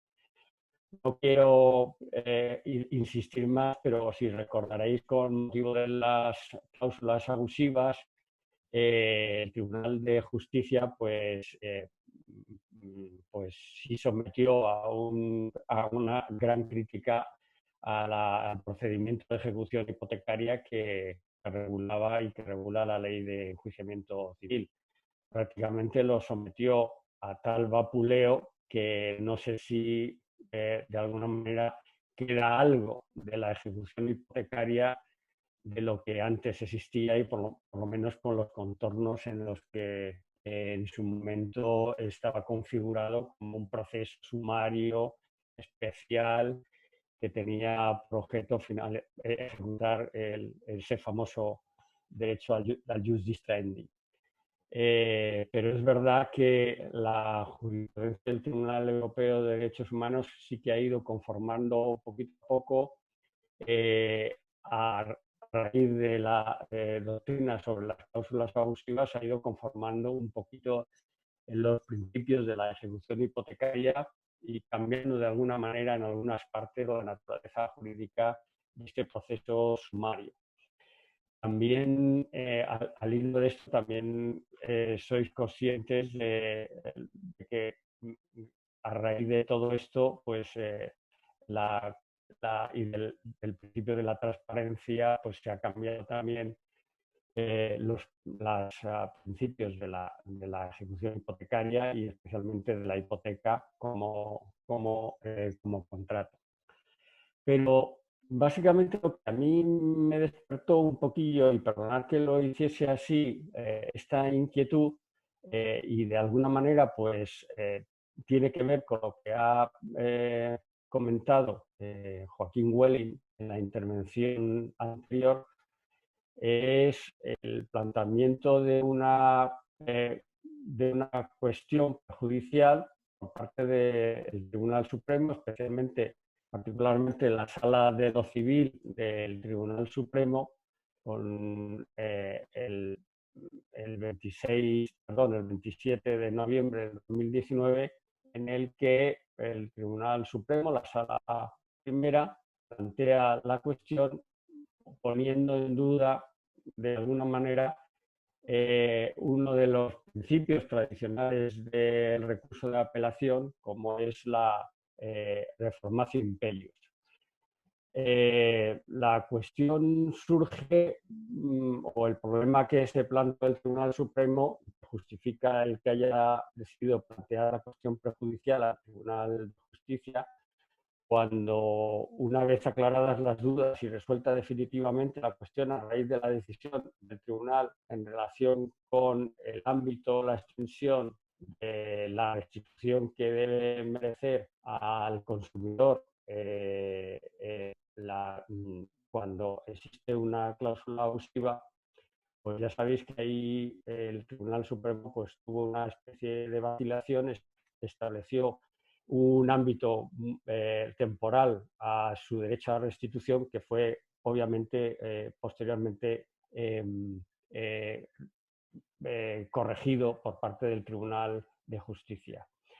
El Tribunal Supremo plantea esta cuestión judicial porque dice que le asaltan dudas sobre la compatibilidad de los principios de justicia rogada, de congruencia y de prohibición de la reformatio impellius establecidos en la Ley de Enjuiciamiento Civil en relación con el artículo 6.1 de la Directiva 93.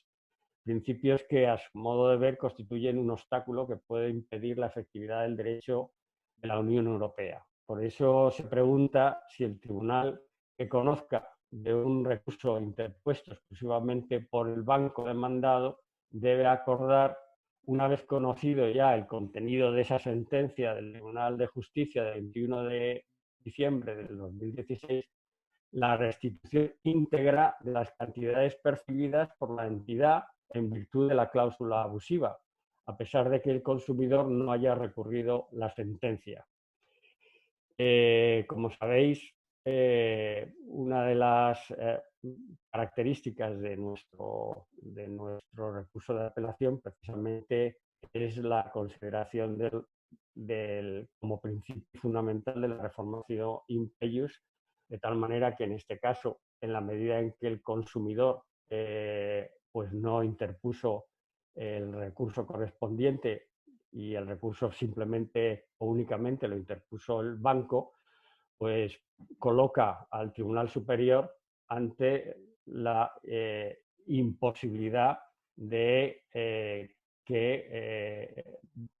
condenar al banco a la restitución total a la que seguramente se le estaba pidiendo. Y por eso es por lo que el Tribunal Supremo decide plantear esta cuestión. Bien, es verdad que cualquiera que lea la resolución del Tribunal Supremo la vuelvo a insistir, si queréis os lo puedo mandar, el auto de 27 de noviembre del 2019, cualquiera que la leyese con cierto detenimiento, parece que la sala primera está pidiendo a gritos que por favor no les firmen la cuestión judicial, dada precisamente siendo conscientes de la trascendencia que está teniendo o que puede tener una decisión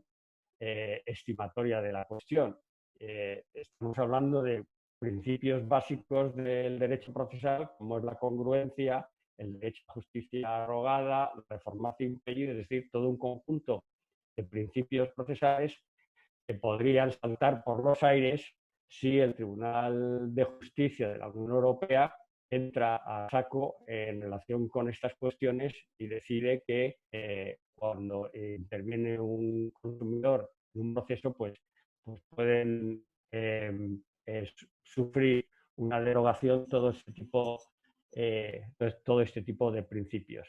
Pero bueno, uno no sabe el riesgo que asume cuando traspasa el umbral del Tribunal de Justicia de la Unión Europea y, por lo tanto, creo que desde este punto de vista, y veremos cuál es el recorrido que tiene esta cuestión prejudicial, si llega al Tribunal de Justicia de la Unión Europea y es estimado. Porque en el caso de que fuese estimado, pues eso pondría, creo yo, pues en una situación muy delicada.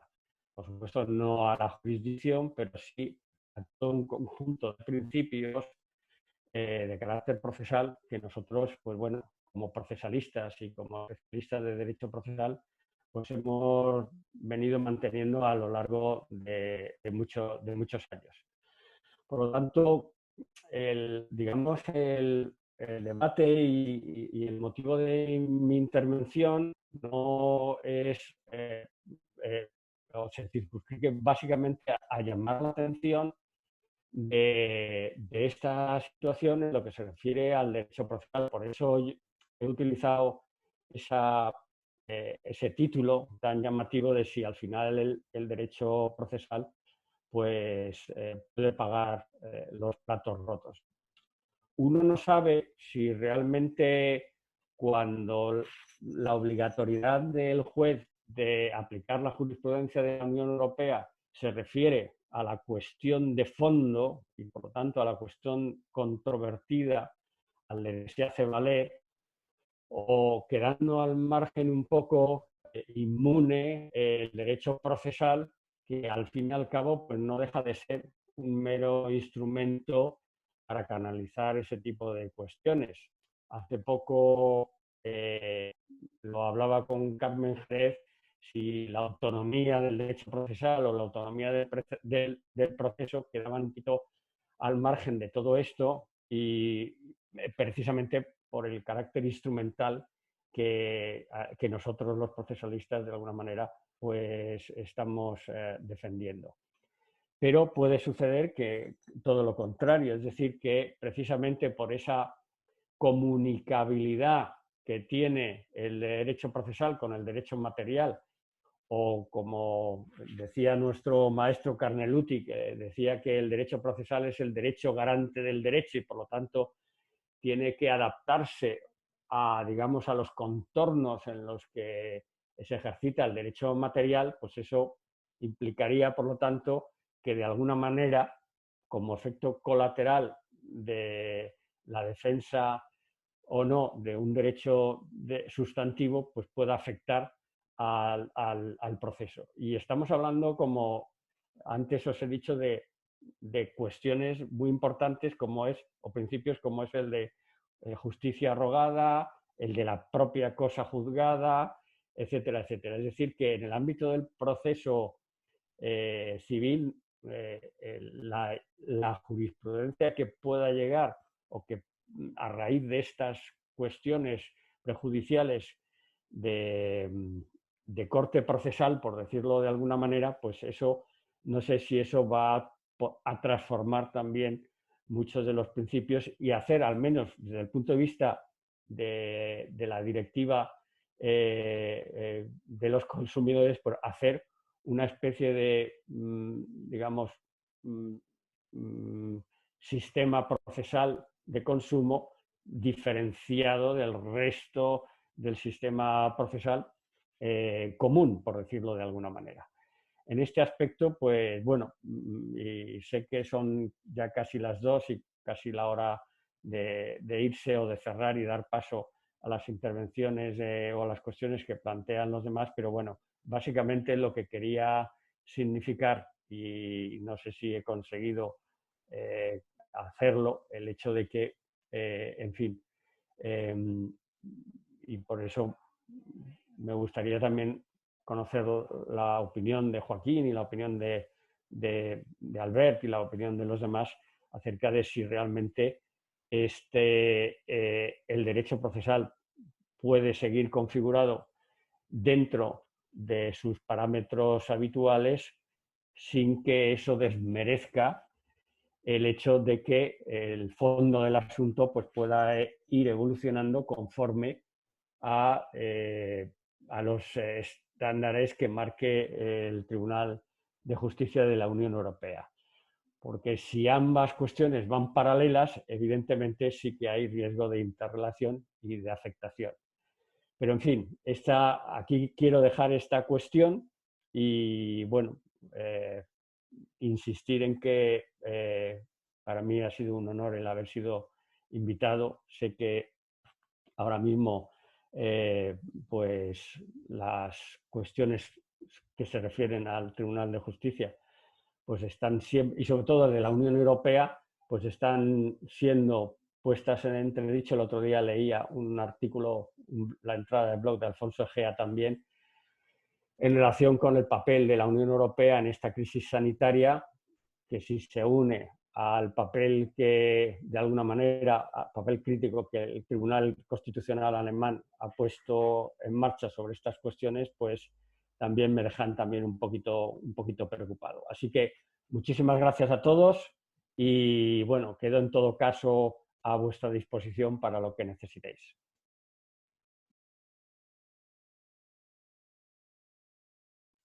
Gracias, Albert.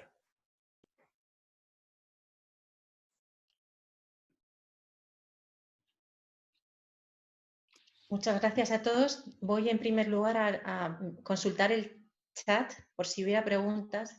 Bueno, en primer lugar creo que le vamos a dar la palabra a Joaquín Welling. Joaquín, por si quieras concluir, por favor, lo que estabas diciendo. Bueno, Carmen, muchas gracias, pero creo que ya lo podemos dar por concluido. Simplemente era la conclusión, es decir, que el Tribunal Constitucional está poniendo con esa jurisprudencia en riesgo el cumplimiento por parte del sistema judicial español de sus obligaciones para con el derecho de la Unión Europea y su aplicación. Y a mí solo me gustaría recordar que el incumplimiento de un Estado miembro de sus compromisos con el derecho de la Unión Europea puede venir de cualquiera de sus agentes públicos, sea el gobierno, sea el legislador o sea el Poder Judicial o incluso el Tribunal Constitucional. Que además aprovecho para digamos, enfatizar lo que ha dicho Juan al referirse al Tribunal Constitucional alemán. Los tribunales constitucionales tienen que ser conscientes, finalmente, que forman parte del poder jurisdiccional de los Estados miembros y, por lo tanto, del poder jurisdiccional de la Unión Europea, y no son los guardianes de las esencias constitucionales frente a la Unión Europea, porque esa es una contradicción que va en contra de la propia naturaleza, perdón por la redundancia, de la propia naturaleza de la Unión Europea. Que un tribunal constitucional plantee las dudas de que desde la Unión Europea no se están respetando las esencias constitucionales de un Estado miembro, me parece, no ya jurídicamente, sino en términos de construcción de Europa, me parece un planteamiento muy arriesgado. Y si no, se lo pregunten a los polacos o a los húngaros. Muchas gracias. Aquí tenemos una pregunta de Luis, que pregunta sobre el trasfondo del conflicto entre el Tribunal Constitucional alemán y el Tribunal de Justicia de la Unión Europea. Lo que yo tengo entendido un poco, y si y pues, me sumo en ese sentido a esta cuestión, es como que el Tribunal Constitucional alemán o el italiano a veces declaran o consideran que hay jurisprudencia del Tribunal de Justicia de la Unión Europea que es inconstitucional para su derecho interno o en relación con su derecho interno y por lo tanto se permiten el lujo, digamos, de no aplicarlo, mientras que mi percepción es que por lo menos en España no sucede tanto así, al menos en el ámbito del derecho privado y sobre todo en el sector que ha comentado Juan Damián del derecho de consumo, en el que somos muy obedientes, súper obedientes a lo que dice el Tribunal de Justicia de la Unión Europea, modificamos la legislación a veces en periodos muy, muy breves de tiempo y bueno, esa es un poco la percepción que tengo. Me habría encantado escuchar a Alfonso Egea, tenía muchísimo interés en escucharle porque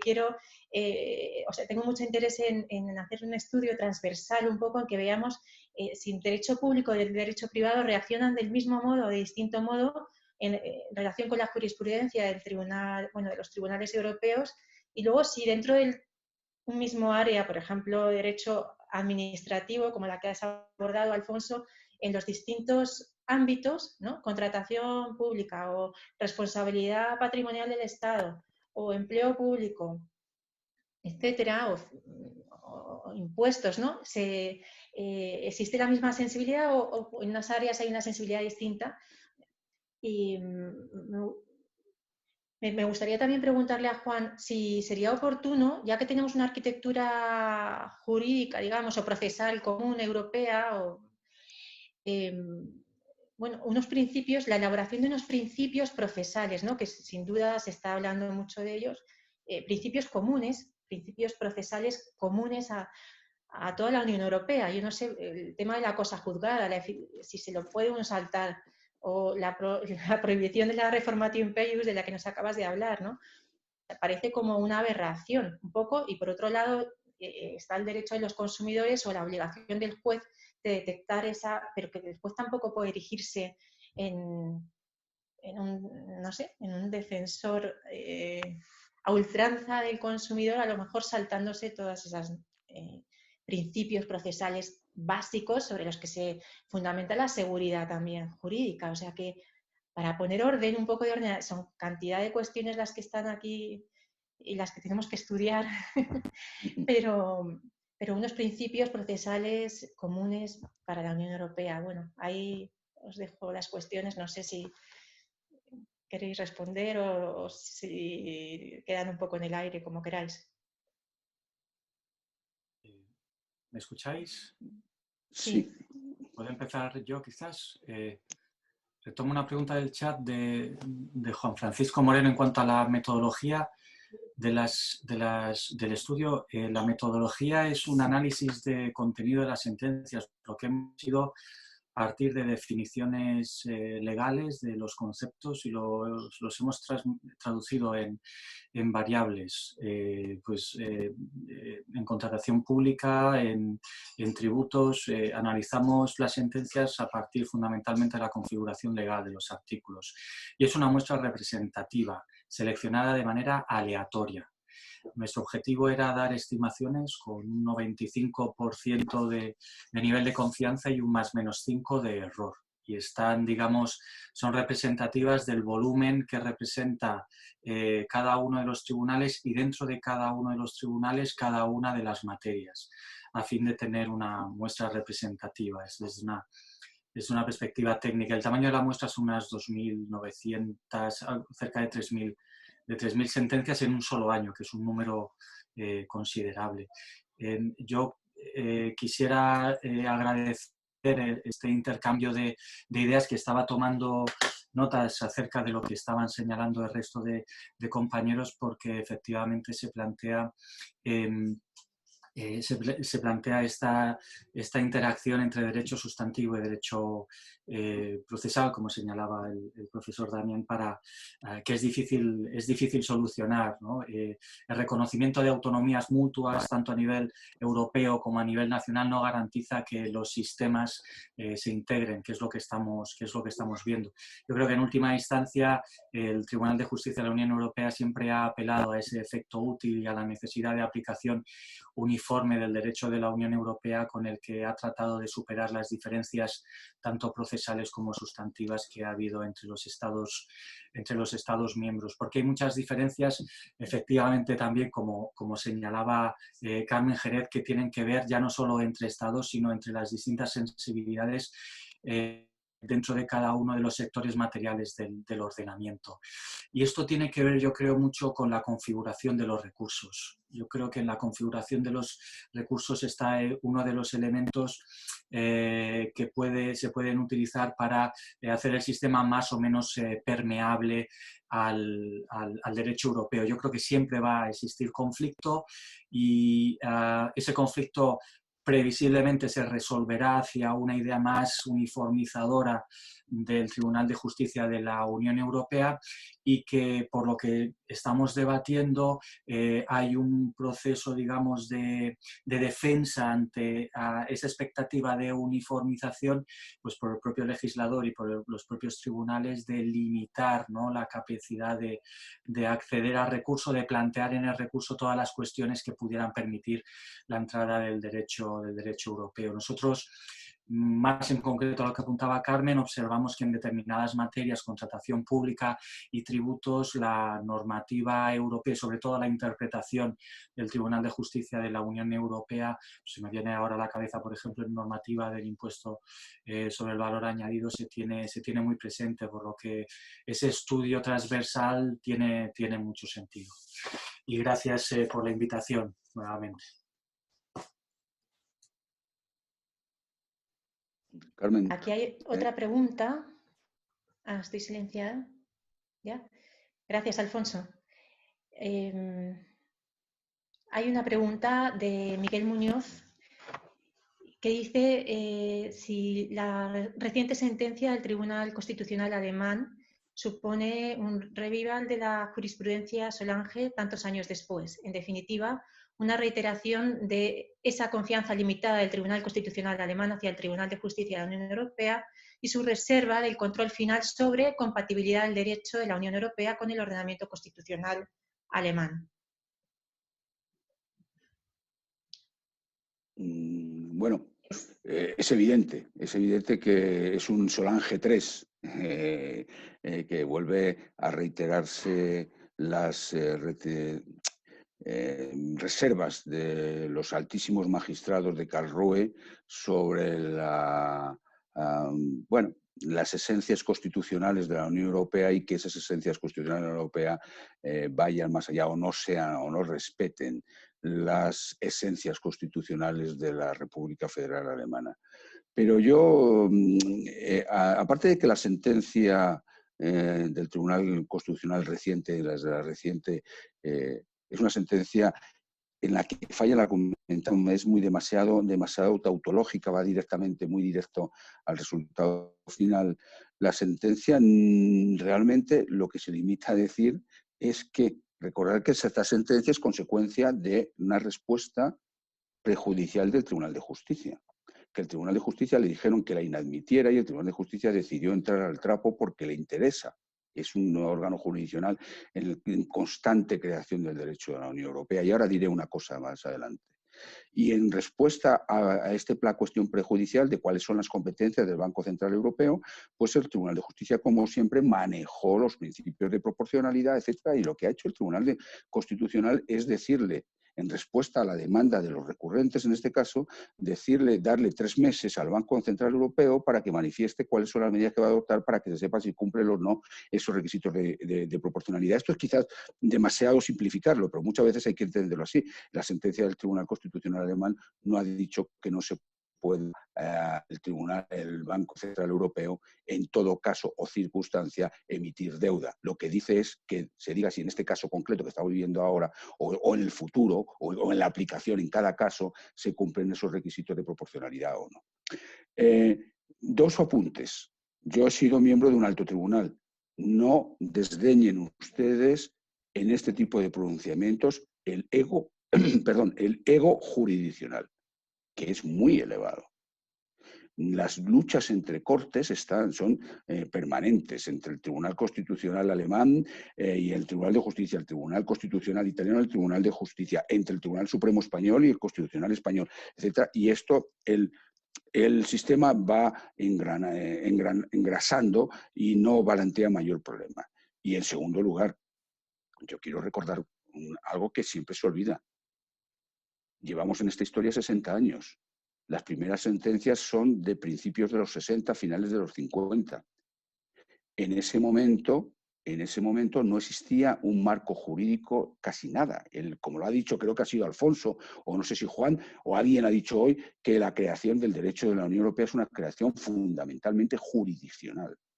Los principios de primacía, de efecto directo, etc., se crearon por el Tribunal de Justicia y no hay que olvidarlo, se crearon en recursos en los que los Estados miembros se oponían a la creación de esos principios. Los Estados miembros dan muchos papeles, pero a la hora de cumplir después sus compromisos no les gusta nada.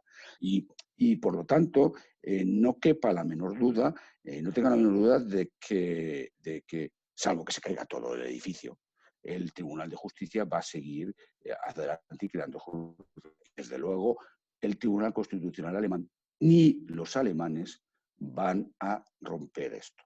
La sentencia del Tribunal Constitucional alemán no es una sentencia que rompa, simplemente lo que hace es hacer una vez una llamada de atención, pero me apostaría a lo que quisiera, ojalá no me equivoque, o sea, que lo que quisiera que el poder público alemán en conjunto no va a poner ninguna pega a todo lo que va a querer hacer el Banco Central Europeo, porque son los primeros interesados en que esto funcione.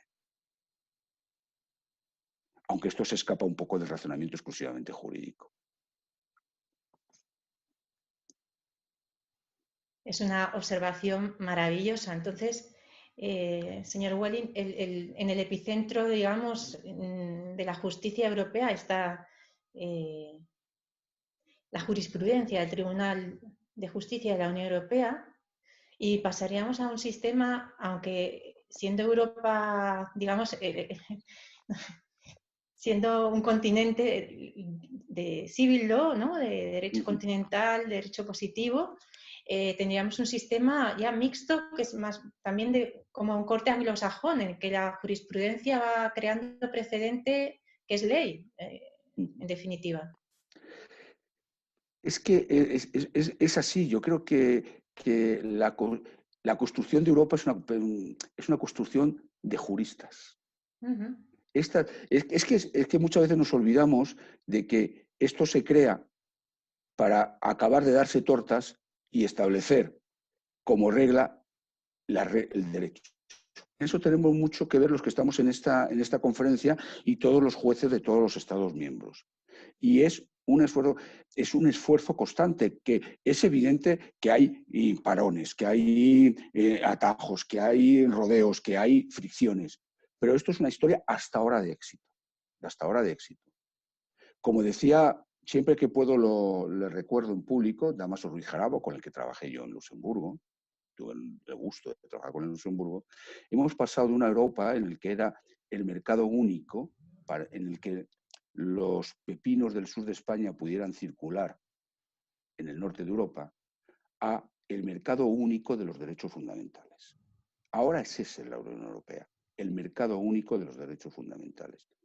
Y en ese valor, con estos pequeños roces de si el Tribunal Constitucional alemán considera que el Tribunal de Justicia va más allá donde debe ir, o que yo considere como antiguo miembro del Tribunal Supremo que el Tribunal Constitucional se está equivocando. Pero esto va engrasándose poco a poco,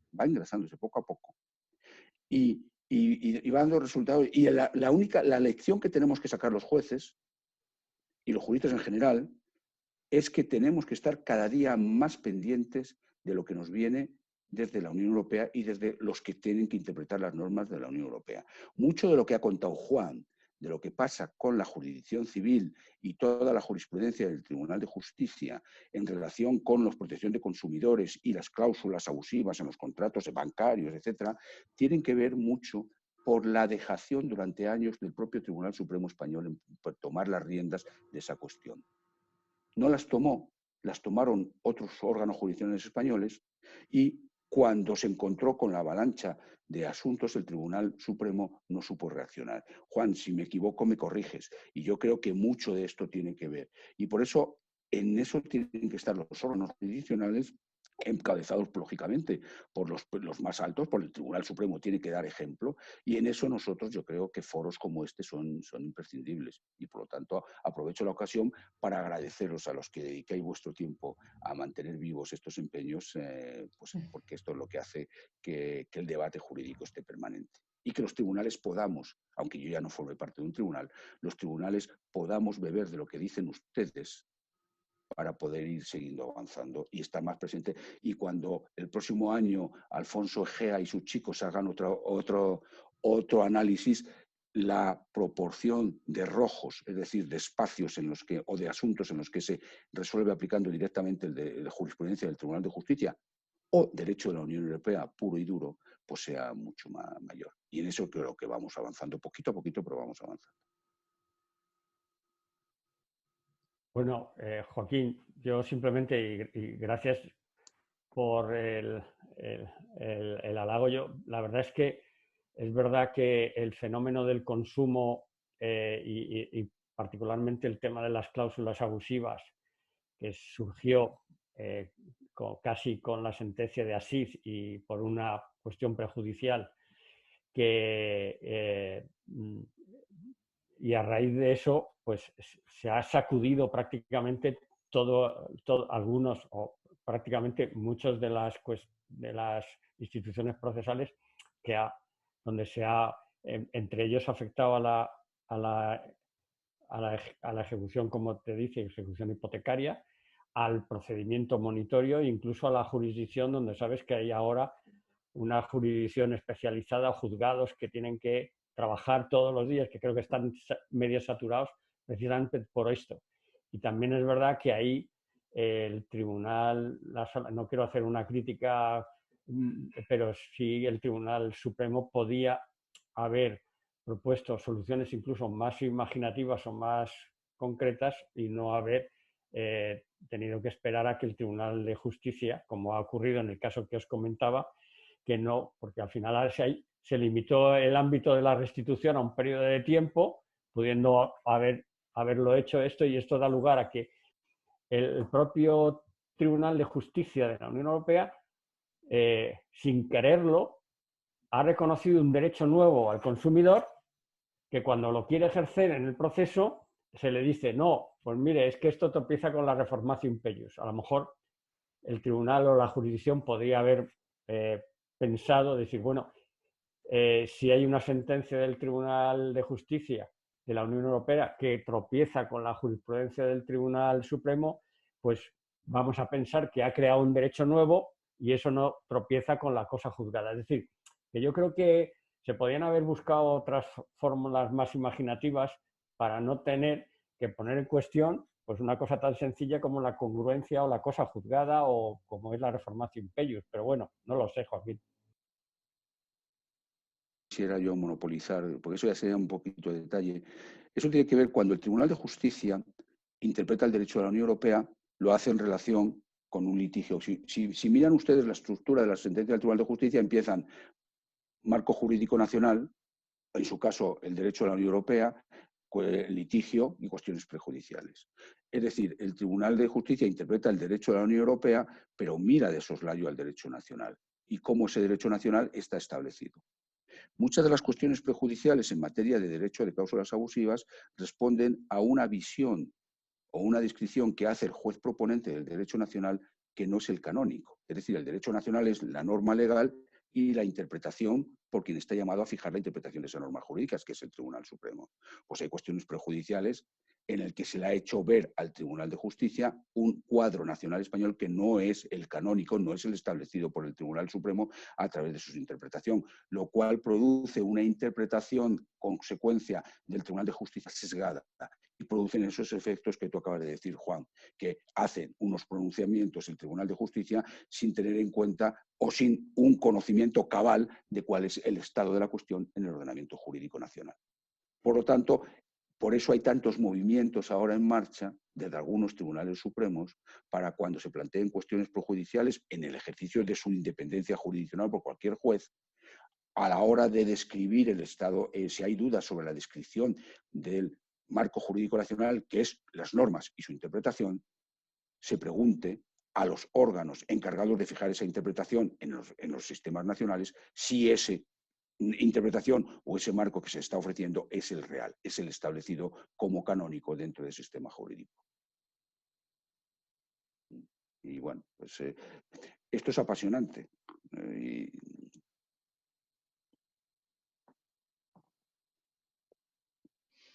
Muy bien, pues muchísimas gracias a los tres.